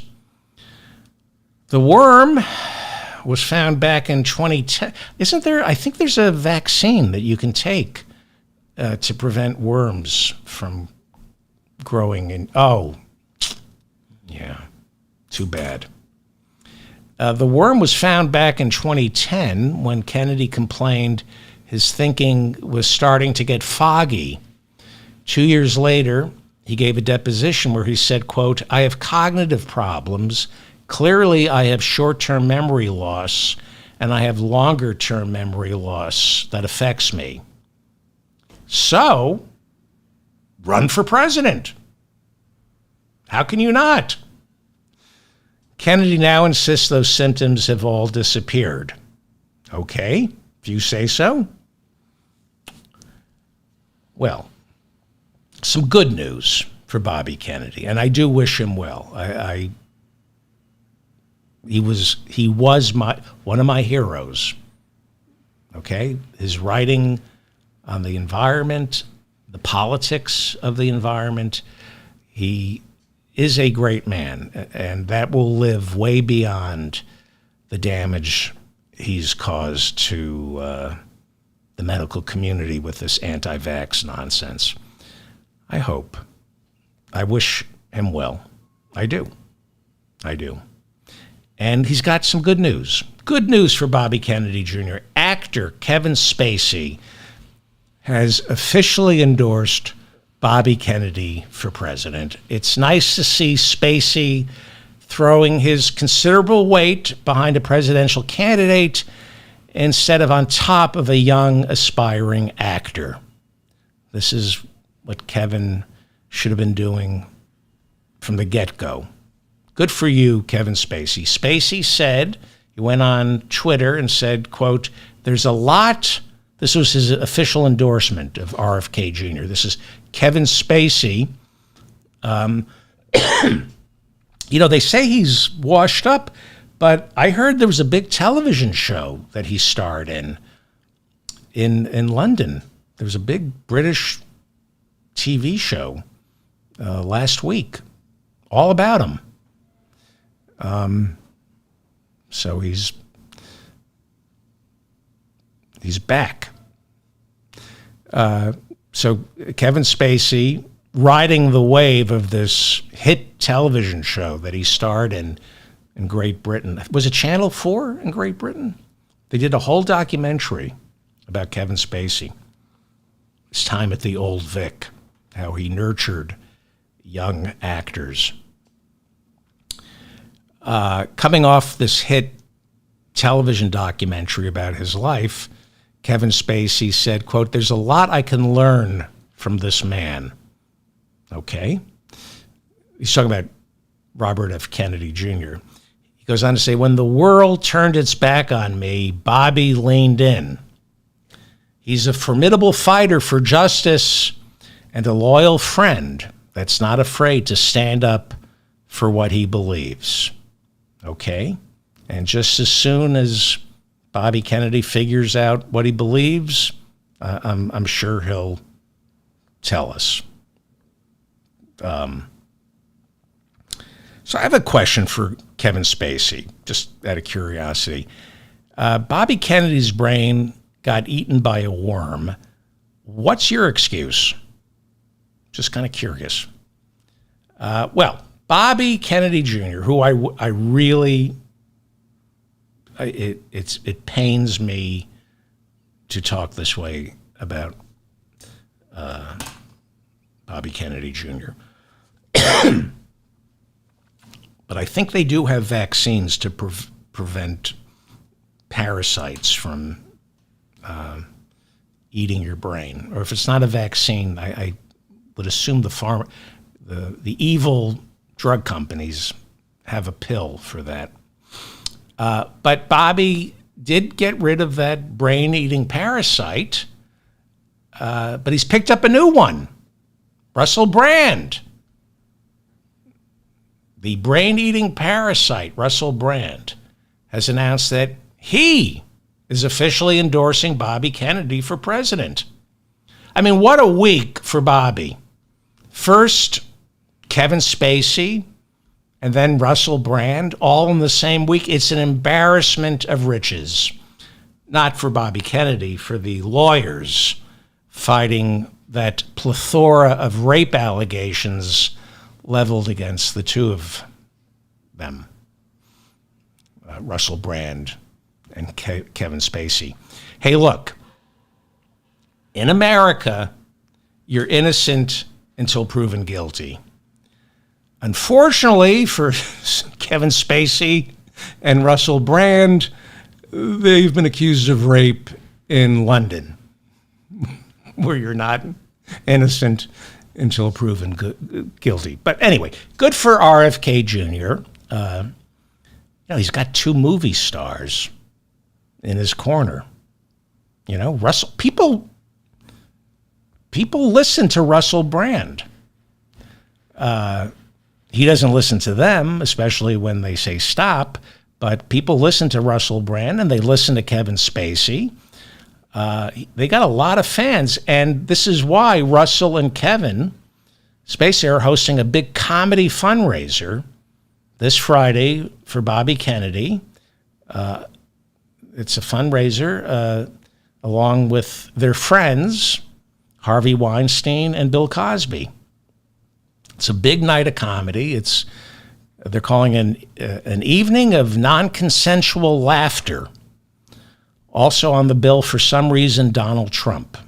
I don't understand that. Why would Donald Trump be on the same bill as Harvey Weinstein, Bill Cosby, Russell Brand, and Kevin Spacey? Maybe E. Jean Carroll can explain. Okay, there is a real evening of comedy to raise money for Bobby Kennedy Jr. And you should know about this because it's on May 15th in Nashville, Tennessee. This is real. It's a night of country and comedy with Robert F. Kennedy Jr., Nicole Shanahan, his running mate, and friends. It's an evening of comedy with Robert F. Kennedy and friends. And by friends, they mean washed-up hacks desperate for stage time. All right, these are actual comics. And I shouldn't have said washed up because a lot of these comics never made it enough in show business to qualify as washed up. Who's on the bill? Jim Brewer? Remember Jim Brewer, Goat Boy? Let's hope South Dakota Governor Kristi Noem isn't in the audience. We know what she does to goats. Also on the bill, Russell Brand, who is the GOAT, greatest of all turds. And Mike Binder. I found this surprising. Mike Binder is coming out for Bobby Kennedy Jr. For those of you who are unfamiliar with Mike Binder, he is what they call in Hollywood a triple threat. He's a comedian, a director, and he's unvaccinated.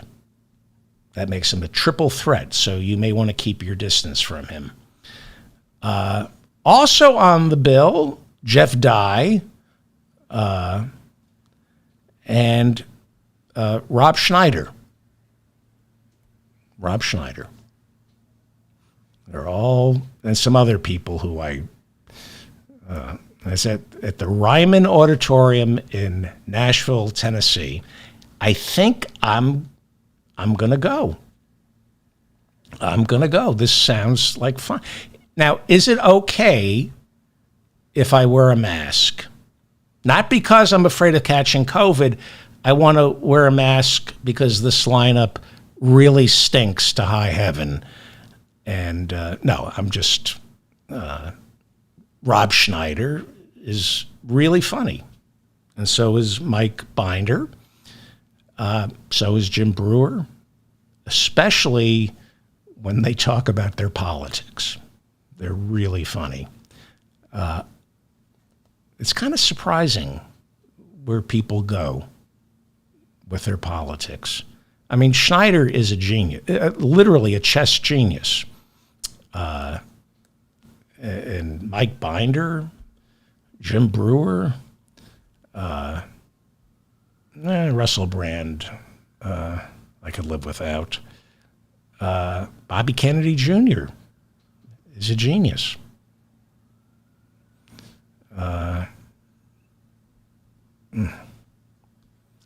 This article, now I love Rob Schneider. Makes me laugh really hard. Not just his politics. He is really funny. Really, really funny. This is an article from the New York Sun. It says, quote, Rob Schneider, who will be appearing at RFK Jr.'s Night of Comedy, performed at a Republican fundraiser last year, and halfway through his set, the host of this Republican fundraiser grabbed Rob Schneider's microphone, yelled at him, told him to sit down, and then the host of the fundraiser apologized to the audience for Rob Schneider's material, which the Republican fundraising host said was too raunchy. Really, too raunchy for a crowd of Republicans. Now, the head of their party had unprotected sex with a porn star right after his wife gave him a son. He was found guilty of raping E. Jean Carroll last year. And he likes to warm up his crowd by making fun of people in wheelchairs. But Rob Schneider, the comedian, is too raunchy for Republicans.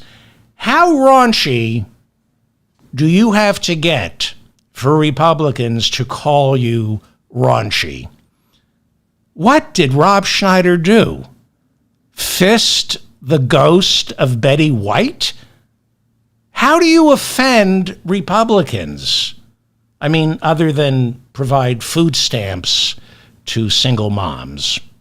Other than giving single moms food stamps so they can feed their babies, how do you offend a Republican? Well, speaking of Kennedys, sworn in on Monday, Democrat Tim Kennedy, no relation to the real Kennedys, Democrat Tim Kennedy is now the newest member of Congress. Tim Kennedy is the newest member of the House of Representatives, which means he has to go into the congressional cafeteria every afternoon and empty Marjorie Taylor Greene's piss jars. That's how it works. The new guy, if you're the new guy, you're the one. Every afternoon, you go into the cafeteria and empty Marjorie Taylor Greene's piss jars. So what does this mean? Well, for the time being, with Tim Kennedy, Democrat, sworn in, the Republicans are down to a one-vote majority. One vote. Marjorie Taylor Greene filed a motion for Mike Johnson to vacate the chair. It had been languishing in committee for weeks, and yesterday she made good on her promise, and she forced a vote to punish Mike Johnson for pushing through passage of a $95 billion foreign aid package that included $60 billion for her arch nemesis, Ukraine. She's on the side of Russia. She has openly said that she's rooting for Putin. Well, during a 10-minute speech yesterday introducing the motion to vacate the chair, Marjorie explained why she was calling for Johnson to vacate, and she was greeted with boos and jeers from members of her own caucus. And then the motion was resoundingly rejected by a vote of 359 to 43. 7 voted present. House Minority Leader Hakeem Jeffries made good on his promise to prop Republican Mike Johnson up. Why? Because the Speaker took a political risk pushing through that Ukraine supplemental.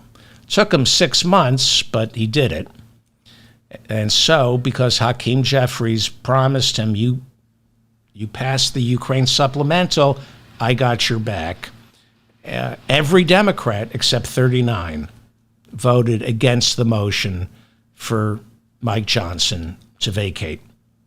This now marks the second time in less than a year that the House was forced to vote on whether the Speaker should vacate. After keeping his job, Speaker Mike Johnson said he hopes this puts an end to the Republican Party making each other's lives miserable. He said we should be making life miserable instead for the poor, homosexuals, transgender youth, and 16-year-old girls carrying their stepdad's baby. That makes sense. Why are we beating up on each other, Republicans? There are so many homosexuals and transgender youth and 16-year-old girls who are pregnant who we can beat up on instead. Green introduced the motion to vacate in direct defiance of Donald Trump, who had been working behind the scenes urging her not to do it. This was the second setback this week for Marjorie Taylor Greene. This is really interesting. This is just like, I read this and I went, what? What? Earlier in the week, I can't believe I'm saying this, but like I had to read this story 3 times. And I'm on, antibiotics. I'm thinking, am I hallucinating? Earlier in the week, the House passed the Anti-Semitism Awareness Act by a vote of 320 to 91. 91 Republicans and some Democrats voted against the Anti-Semitism Awareness Act. The bill would use the power of the federal government to deny funding to any schools that fail to crack down on anti-Semitic speech. I'm not making this up. Marjorie Taylor Greene said she was voting against the Anti-Semitism Awareness Act out of fear it would forbid students from getting to say that the Jews killed Jesus Christ. Marjorie Taylor Greene added, I believe the Jews killed Christ. And she said she feared that this bill would lead to people like her getting locked up for thinking that.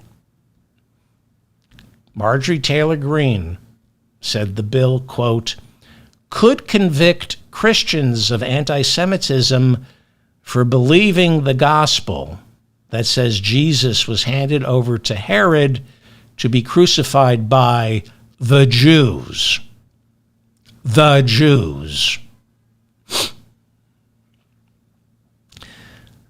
Why should we expect Marjorie to know the difference between the Pharisees, the Sadducees, and the Essenes?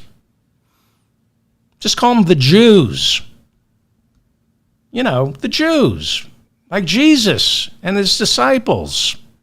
They were the Jews. The Jews killed Christ, according to Marjorie Taylor Greene. Just lump all the Jews who ever lived into one bucket and claim the Jews killed Jesus. And what does she base this on? 3 sentences found in the fictitious writings of 3 other Jews. That's where she gets the idea. She's read the writings of 3 other Jews from the New Testament. She takes 3 sentences and concludes that Jesus was killed by the Jews. That is one of the definitions of anti-Semitism, saying that the Jews killed Christ. Are the Jews responsible for Gaza? I mean, why not, right? The Jews. This is not just dangerous for the Jews, but it's dangerous for the Palestinians. It's dangerous for the gays, the everybody's.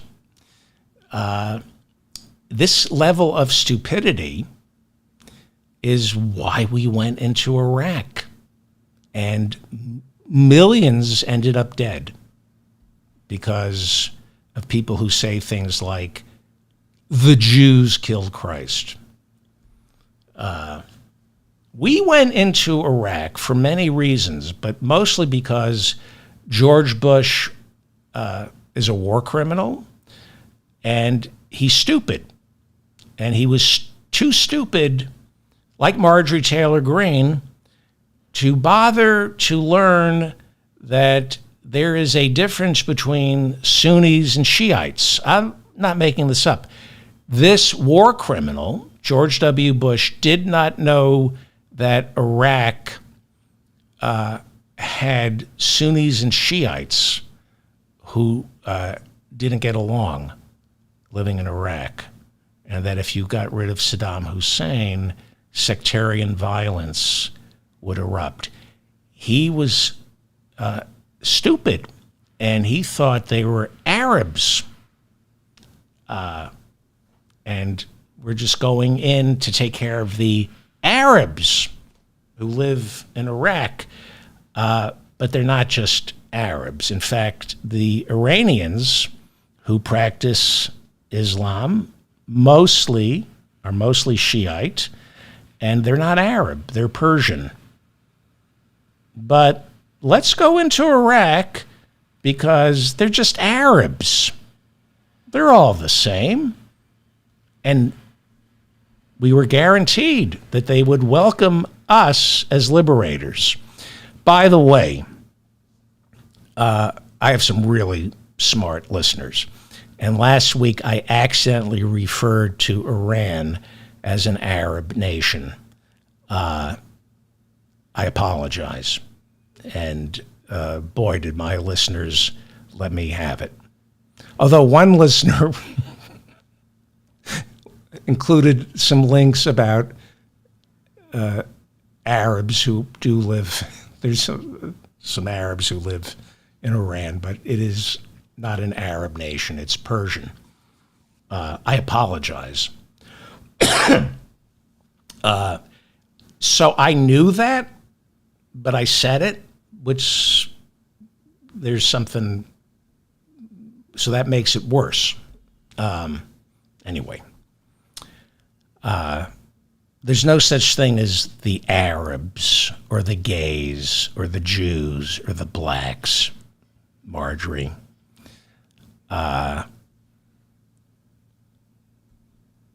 Yeah.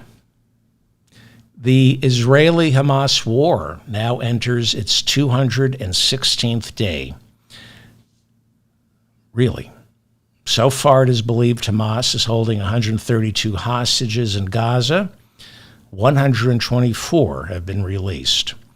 1.2 million Palestinians right now are huddled in Rafah, a border crossing along southern Gaza. Israel's Prime Minister Benjamin Netanyahu is convinced this is where the last remaining battalion of Hamas soldiers are hiding. President Biden is urging Israel not to go in. He's warning Israel, do not go in. Israel so far has not entered, but rather engaged in what they call a limited incursion. On Wednesday, the Pentagon confirmed that President Biden halted the shipment of 3,500 bombs to Israel, insisting he will not allow any American bombs to be used in Rafah. President Biden said this week he's aware that American bombs, excuse me, Biden said he is aware that American bombs have been used on Palestinian civilians. 34,000 Palestinians are believed to have been killed in Gaza since war broke out. America is the largest supplier of weapons to Israel. The New York Times reports that earlier in the week, Netanyahu's war cabinet voted to go ahead with the attack on Rafah. Biden said he is not walking away from Israel's security, but he will walk away from Israel's ability to wage war in Rafah. Since tanks began to move into Rafah, no emergency aid was able to flow into Gaza starting on Sunday. The flow of aid, excuse me, the flow of aid resumed on Wednesday. Benjamin Netanyahu met with CIA Director William Burns on Wednesday, while Israeli diplomats met face-to-face with representatives from Hamas in Egypt. On Monday, Hamas announced that it had agreed to Israel's demands for a ceasefire. But Benjamin Netanyahu said what Hamas agreed to was very far from Israel's core demands. After Hamas said it agreed to the ceasefire, Netanyahu's war cabinet then voted to go into Rafah. So what is the disagreement about the ceasefire? Israel wants a 6-week ceasefire, or as they call it, a sustainable calm. That's the language Benjamin Netanyahu is using. A sustainable calm as hostages are released and he releases Palestinian prisoners. Hamas wants a permanent ceasefire with Israeli troops pulling out of Gaza entirely. Israel said it will not agree to end this war until all the hostages have been released. Netanyahu has in the past said he will stop at nothing short of total victory. What is total victory? Eliminating the people he's negotiating with, Hamas. Democratic Congresswoman Rashida Tlaib is the only Palestinian American serving in Washington. On Tuesday, she issued a statement asking the ICC, the International Criminal Court, to issue an arrest warrant for Israeli Prime Minister Benjamin Netanyahu. Now, there is the International Court of Justice. The International Court of Justice puts countries on trial. It is not connected to the International Criminal Court, which puts individuals on trial. In March of 2023, you might remember that the International Criminal Court issued an arrest warrant for Russian President Vladimir Putin after it confirmed reports that Russian soldiers were kidnapping Ukrainian children and bringing them back to Russia. 124 countries are signatories to the International Criminal Court. Israel and America are not among them. That means Israel and America are not obligated to hand Benjamin Netanyahu over if the arrest warrant is issued by the International Criminal Court. But it would severely limit Netanyahu's ability to travel to any of the countries that are signatories. The Economist reports this morning that Benjamin Netanyahu is genuinely spooked by the thought of the International Criminal Court issuing an arrest warrant. And according to The Economist, the threat of the arrest warrant is why some aid has begun to trickle back in through the Rafah crossing as of yesterday.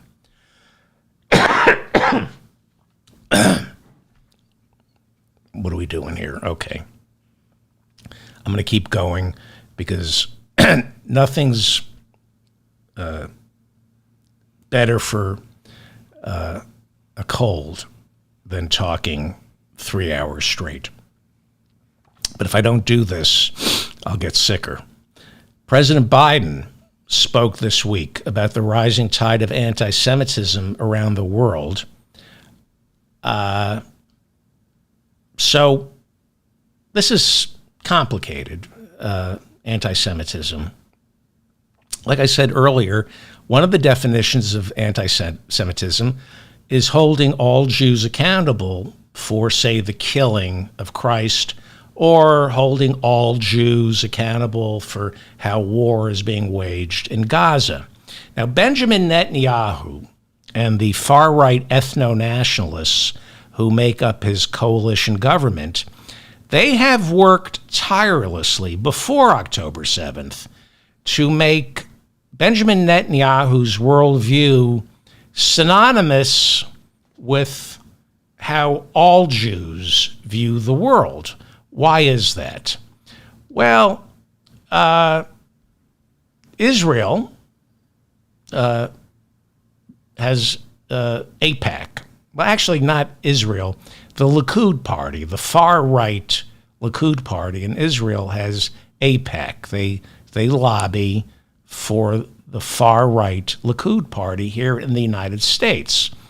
And because the Likud party has a lot of power, AIPAC, their representatives here in America, have been able to convince a lot of people that an attack against Benjamin Netanyahu is an attack against Israel and therefore an attack against all Jews.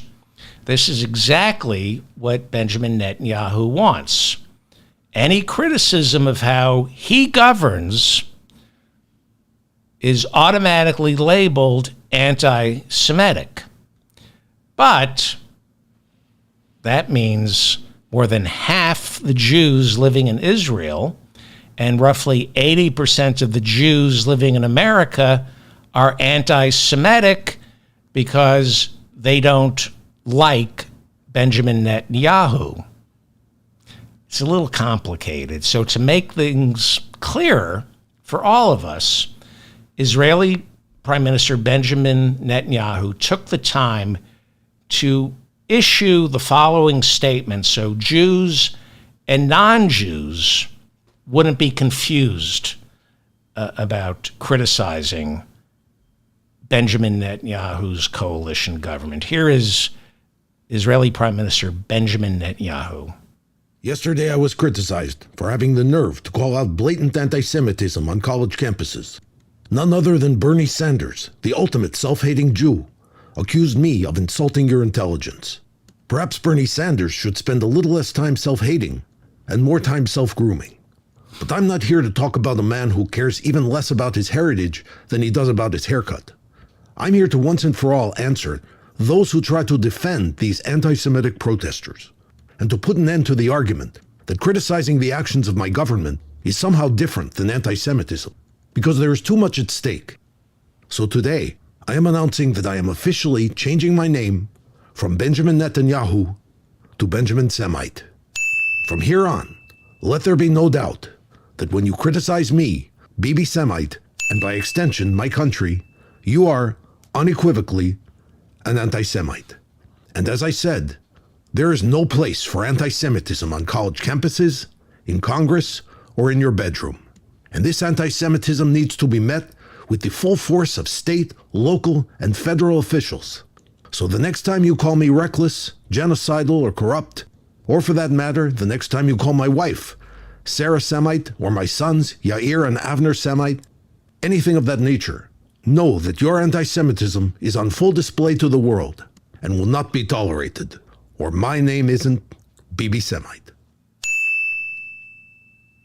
That was Israeli Prime Minister Bibi Semite clearing that up for all of us. Thank you for that. I'm pretty sure that was Bibi Semite, the Prime Minister of Israel. I'm 100% positive that was Bibi Semite. David Plouffe was Barack Obama's campaign manager in 2008. Obama referred to David Plouffe as the unsung hero behind Obama's victory. Plouffe worked in the Obama White House until 2013, and then it was time to cash in. He became a lobbyist for Uber and then ended up becoming a lobbyist for Facebook. And he collected some fines along the way for not registering as a lobbyist in Chicago when he was lobbying then Mayor Rahm Emanuel about Uber. Anyway, David Plouffe is now hosting a podcast. Premieres this week. He's hosting a podcast with congenital liar Kellyanne Conway, and they're calling it The Campaign Manager. Isn't that great? Because, she was Trump's campaign manager, and he was Obama's. They have a lot in common. And that is why our democracy is on the brink. Because David Plouffe, Obama's campaign manager, has a lot in common with Kellyanne Conway. Now, you can trace the rise of Trump to Obama surrounding himself with people like David Plouffe. There are a lot of reasons for Donald Trump, but one of the reasons Trump rose to power is because Barack Obama failed to prosecute the criminals who crashed the economy in 2008. By the time Donald Trump came down the escalator in 2015, it became apparent to millions of Americans that the Democratic Party was in bed with Wall Street, maybe even more in bed than the Republicans were. Obama always told us who he was. He always said he was a corporatist. And he always surrounded himself with people like Rahm Emanuel and David Plouffe, people who always saw government service as a means to an end. Go into the government, learn how government regulation works from the inside out, then quit government service and cash big checks, helping corporations like Uber or Facebook, help them work around all those government regulations. It's dirty, disgusting, repulsive. It's beneath anybody who wants to call themselves a Democrat. David Plouffe doing a podcast with Kellyanne Conway. Right there. If you want to know why we're in trouble, it's that David Plouffe has no idea how wrong this is. I don't want a civil war. I don't want us tearing at each other's throats. But I also don't want to talk to Kellyanne Conway. Obama's campaign manager should not be going into business with Kellyanne Conway. I find it insulting to my intelligence and my patriotism when someone like David Plouffe is saying things, we need to listen to the other side. You're not listening to the other side. There is no other side. You are normalizing the morally bankrupt. Nazis. You are normalizing Nazis. And this is not just a betrayal of the Democratic Party, it is a betrayal of America. And it reminds us that this country is on the brink because too many of the people who used to run it think it's all just a game. We're in the game of politics. I can talk to Kellyanne Conway. David Plouffe is and always has been out of touch, but the days of the out of touch multimillionaire Democrats over. Get out of the party.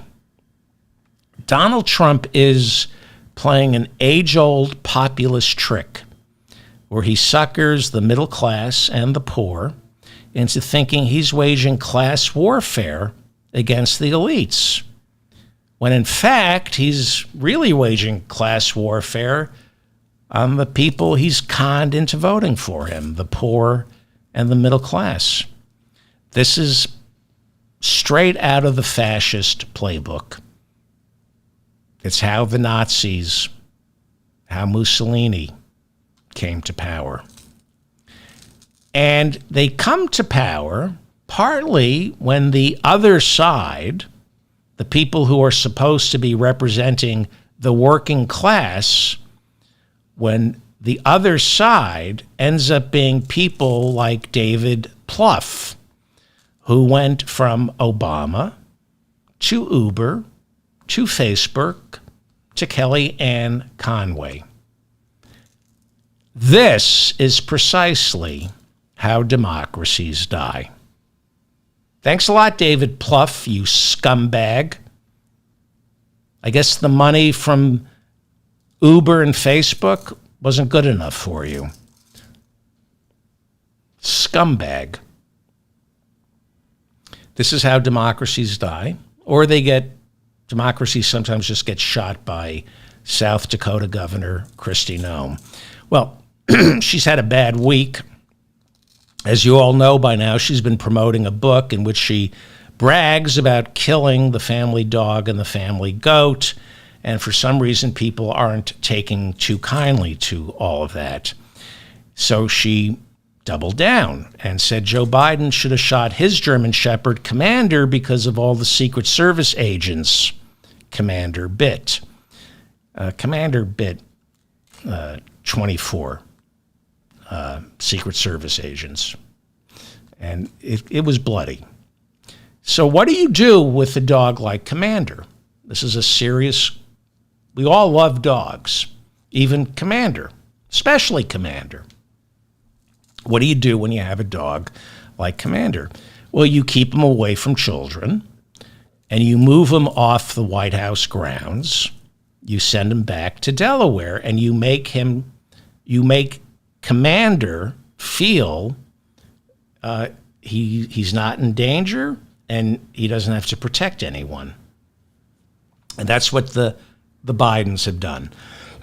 You don't kill Commander. That's what the Bidens did. Now, look, in a previous life, I had dogs and cats, and I had a dog that, this is true, I had a dog that bit one of my sons in the face. There were decisions that had to be made at the time. Unlike Kristi Noem, my decision was personal. Kind of like, abortion. It's nobody's business what we decided to do about a dog who bit my young son in the face. So I'm not going to tell you what I decided to do. It was painful. I will tell you that we got rid of my son. It was a tough decision, but I had to choose between this beautiful Rhodesian Ridgeback and my flatulent 2-year-old son. And I went with the Rhodesian Ridgeback. Unbelievable dog. But whatever I decided and why I made that decision was personal, and I'm not going to write about this decision in a book and then brag to you about something that required my making a very painful decision. This is the Republican Party. And when she wrote that, bragging about killing the goat, killing the dog, it's a death cult. The Republican Party, she knows that her party is a death cult. They celebrate death unless it's something that is not alive, like a fetus. The only life the Republicans care about is something that's not alive, a fetus. So Kristi Noem is having a hard time. And it's not fair. I mean, the poor woman is just trying to sell a book. She's just trying to get herself to be a heartbeat away from the presidency. That's all she wants. She just wants to be Donald Trump's running mate. And there she is right now in the gravel pit, bleeding out. It's really sad to watch. If you've seen her on Fox or Newsmax, I mean, even conservative networks are piling on. The gloves are off, and so she's canceled her book tour. She's not selling any books. Very sad. It's tough. She not only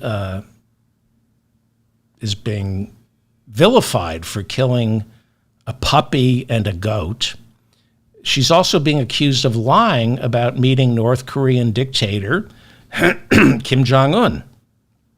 She insists in her book that she met Kim Jong-un and stared this little tyrant down.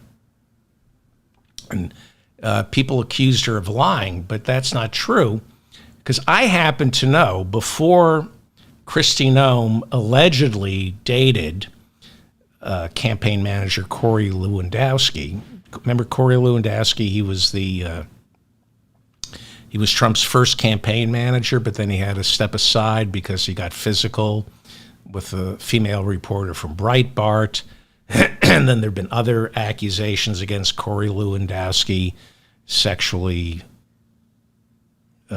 harassing, sexually assaulting women. It's been alleged that Kristi Noem, even though she was married to somebody else and Corey Lewandowski was married to somebody else, that she was dating Corey Lewandowski. But before Corey Lewandowski, I don't know about Corey Lewandowski, but I know for a fact that the governor used to date the supreme leader of North Korea. Here she is. I have pictures of Kristi Noem with Kim Jong-un on a date last year that he took her to the Westminster Dog Show. And here she is with the supreme leader right after running into Scooby-Doo while they were all Airbnb-ing it at Wickles Manor. Scooby doesn't look too happy. Zoinks. Rolling Stone magazine reports this morning that Donald Trump is quietly making plans to send kill teams into Mexico to wipe out drug cartels once he's back in the Oval Office. Trump should probably check with Don Jr. on this. I have a feeling Jr.'s not going to like that. Donald Trump has always bragged about his prized building, 40 Wall Street, which he doesn't own. He owns the right to lease the property upon which 40 Wall Street has been built. And he subdivided the lease and sold off parts of it and then borrowed against other parts of this lease. So nobody really knows how much of the lease he owns and how much he borrowed against it. But we're going to find out. The Wall Street Journal reports that the lease on the property, 40 Wall Street, the crown jewel of Trump's real estate portfolio, supposedly, the Wall Street Journal says the lease on the property is what Trump claims is his single biggest asset, but it's worth a lot less. The commercial real estate business is cratering in New York City while we have massive homeless people. Massive homeless in New York. 21% of 40 Wall Street is empty, but people are living on the street. In 2015, 5% of 40 Wall Street was unoccupied. Now 21% unoccupied. 23,000 square feet of retail space are as empty as Donald Trump's diapers are full. That's what 40 Wall Street looks like. Trump, according to the Wall Street Journal, took out a $120 million mortgage on the lease, not the building, the lease. And that entire mortgage comes due in July. Now, here's the thing about commercial real estate. When you borrow $120 million, you're not expected to dent the principal. All you have to do is service the interest on the debt. And then when the mortgage comes due, you pay it off in its entirety. That's the way it's supposed to work. So Trump borrowed $120 million. All he's done is serviced the interest. He never dented the $120 million principal. Come July, he's got to come up with $120 million. He's got to pay $120 million to a banker he didn't rape, defame, or defraud. He's just got $120 million. And the Wall Street Journal reports that Trump is having a hard time finding a new lender willing to refinance that $120 million loan. I didn't know this, but apparently Trump is considered a bad risk. Trump media stock closed at $49.26 a share on Wednesday. It is up more than 3% for the day, and it's up 31% over the past 30 days. Maybe because Trump media just hired a new official auditor. They had to get a new auditor, all because the previous auditor, we've talked about this, this was the auditor that certified Trump media's financials and shepherded Trump media when it went from a private company to a publicly held company. That auditor who vouched for the sanctity of the books for Trump media, well, they just got shut down by the Securities and Exchange Commission, which accused the auditor of committing massive fraud. That's what the SEC said, massive fraud.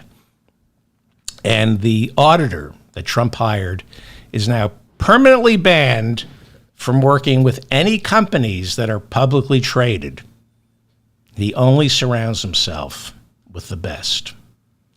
Judge Juan Merchan, who is presiding over Trump's criminal trial, as you know, he finally caved and agreed last week to allow Donald Trump to miss a day of court, so Donald could attend his son's high school graduation in Florida. Trump very passionately argued for one day to go down to Miami, down to Florida. He said it would not allowing me to see my son graduate would create undue hardship for a loving father like myself, not to be able to see what's his name graduate from kindergarten, college, high school. That's what Donald Trump told the judge. And the judge said, you know what, Mr. Trump, I'm a father too. I think you know that because I have a daughter you mercilessly attack on social media. So father to father, I'm going to let you go see your son graduate. And Trump is so excited about getting to see his kid get the degree. He's so excited that he's booked a big fundraiser on the very same day his son is graduating. I mean, there is no better, this is true. He booked a fundraiser on the day of his son's graduation because there's no better way of letting your kid know you love him than by showing up at his graduation saying, let me see that degree. What do you think I could get for it on eBay? Okay, gotta go. Some guy who owns a strip mall in Paramus, New Jersey is hosting a fundraiser for me. Hey, are you taking a gap year? You're not. You going straight to college? Great, so I'll see you in exactly 4 years. More good news for Donald Trump. You know that big RICO trial down in Georgia? Remember the Fulton County District Attorney, Fani Willis? Remember she carried on a romantic relationship with her lead prosecutor? Remember how Trump's lawyers filed a motion to have her removed because, why? Because Trump has millions of dollars from his super PAC to spend on lawyers who are just going to keep delaying this trial until Trump becomes president, then declares a national emergency and suspends our entire criminal justice system. I don't remember why Fani Willis, why Trump said she should be removed. I do know she was romantically involved with the lead prosecutor, and because the two of them took 3 vacations together, according to Donald Trump, that means she was ripping off taxpayers. This is from Donald Trump, who charged his own Secret Service $1,185 per night to stay at a Trump property so they could protect him while he was staying there as president of the United States. This happened like 40 weekends during his presidency. We're talking about hundreds of thousands of dollars Trump cheated the Secret Service out of by charging them $1,185 per night for the privilege of protecting him at one of his properties. But Fani Willis, well, she needs round-the-clock protection from all those racially soaked death threats, and she decides to take 3 vacations with a coworker, and somehow that's ripping off taxpayers. Well, the judge in that case, in the RICO trial, held hearings, wasted everybody's time, and he ruled that Fani Willis showed poor judgment, but the trial can continue. And now the Georgia Court of Appeals has agreed to hear Donald Trump's appeal of the judge's decision not to throw Fani Willis to the curb. And that means the RICO trial down in Georgia has been delayed until who knows when. Meanwhile, the Supreme Court heard oral arguments last month on whether or not an ex-president has blanket immunity for any crimes he may have committed while he was in office. We all know he doesn't. It's an open and shut case. And yet, it's been, 2 weeks? They can't make up their mind on whether or not a president has blanket immunity. Down in Miami, the judge presiding over Donald Trump's criminal trial for violating the Espionage Act, that judge has postponed that trial indefinitely. Indefinitely. And you know who's laughing at me right now? All my black listeners. They're laughing hysterically at me right now. David Feldman thought Trump was going to jail. Feldman thought the courts were going to save us from Donald Trump. Every black person in America is laughing at self-righteous white liberals like David Feldman, who for the past 3 years kept insisting, well, certainly we're a nation of laws and Donald Trump will not be able to get away with any of this. They are just every time I said January 6th, well, we'll see about that. I want to speak to the manager right now. Yeah. I actually thought there was going to be a trial. You know who knew there was never going to be a trial? My black listeners. New York Mayor Eric Adams assured citizens that if Judge Juan Merchan follows through with his threat to jail Donald Trump, if Trump continues to violate these gag orders, Mayor Adams said Rikers Island is ready to accept Donald Trump. Sure, yeah. And you can tell Donald Trump is terrified of going to jail. Here's what he told reporters. Stormy Horseface Daniels. Okay, he didn't say that. I mean, he did say that. He says it all the time. All right, it's going to get a little graphic here. Porn star Stormy Daniels took the stand again on Thursday. In her testimony, Stormy Daniels was asked if she hated Donald Trump, and she said yes, under oath. I hate Donald Trump. We shouldn't hate. I mean, sure, she testified that in 2011, a strange man approached her in a Las Vegas parking lot and threatened to kill her and her daughter if she didn't keep her mouth shut. But that's no reason to hate somebody. Trump appeared visibly angered by Stormy Daniels' testimony, and he turned bright vermilion. He turned bright vermilion, which is the color of raging red mixed with spray-tanned orange. Vermilion. That's the color of Trump's face when he's angry. Vermilion. Vermilion is also how much Trump owes the government and all his creditors.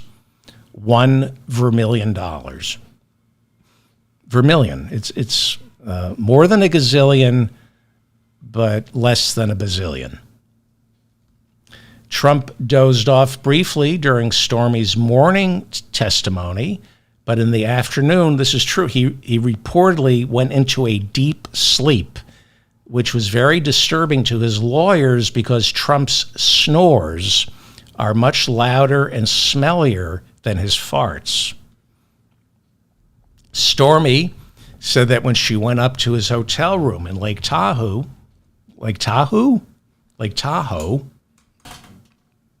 she said when she went up to his hotel room, she said Trump opened the hotel room door and greeted her wearing pajamas. Stormy testified that she said when she saw Trump in his pajamas, he reminded her of Hugh Hefner.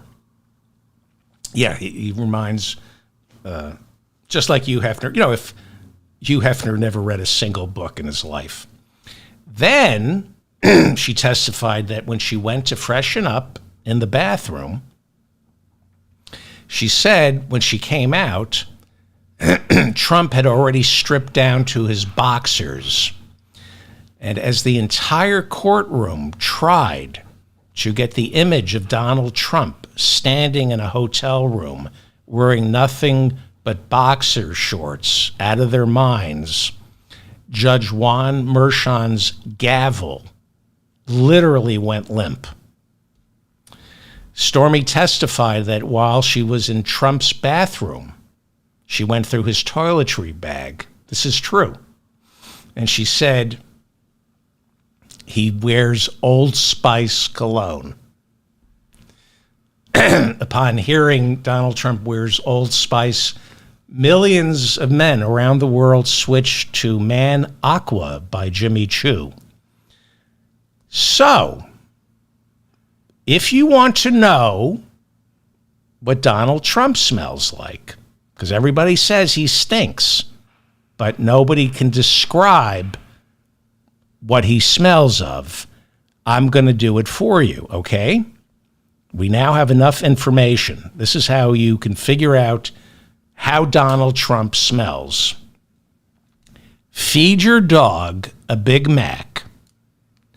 Wait for him to throw up, and then spray it with Old Spice. That's what Donald Trump smells like. Stormy also testified that Donald's shampoo is Prell. Prell. I would have guessed Woolite, but apparently it's Prell. I guess CVS that day was all out of Alberto VO5. He wears Old Spice and uses Prell. It's like back in 1966, Trump said, okay, I think I'm going to stop right here. Everything just stops in 1966. No need to grow any further. Stormy testified that Donald told her that he and Melania didn't sleep in the same bed. Well, after this week, he won't be allowed to sleep in the same galaxy as Melania. I'm starting to think the only reason Melania hasn't divorced this orange, spray-tanned miasma of methane is because she'd be the one paying the spousal support. Stormy testified that before getting intimate with Donald, this is my stomach, I'm getting an upset stomach. Stormy said that before getting intimate with Donald Trump, he complimented her by saying she reminded him of his daughter Ivanka. Whew. Wow. Think about this. His wife just gave him a son, and he's about to have unprotected sex with a porn star while his wife is back in New York breastfeeding the baby. And in his fevered mind, he thinks it's okay to tell the woman he's about to have sex with, you remind me of my daughter. Because in his mind, that's not cheating.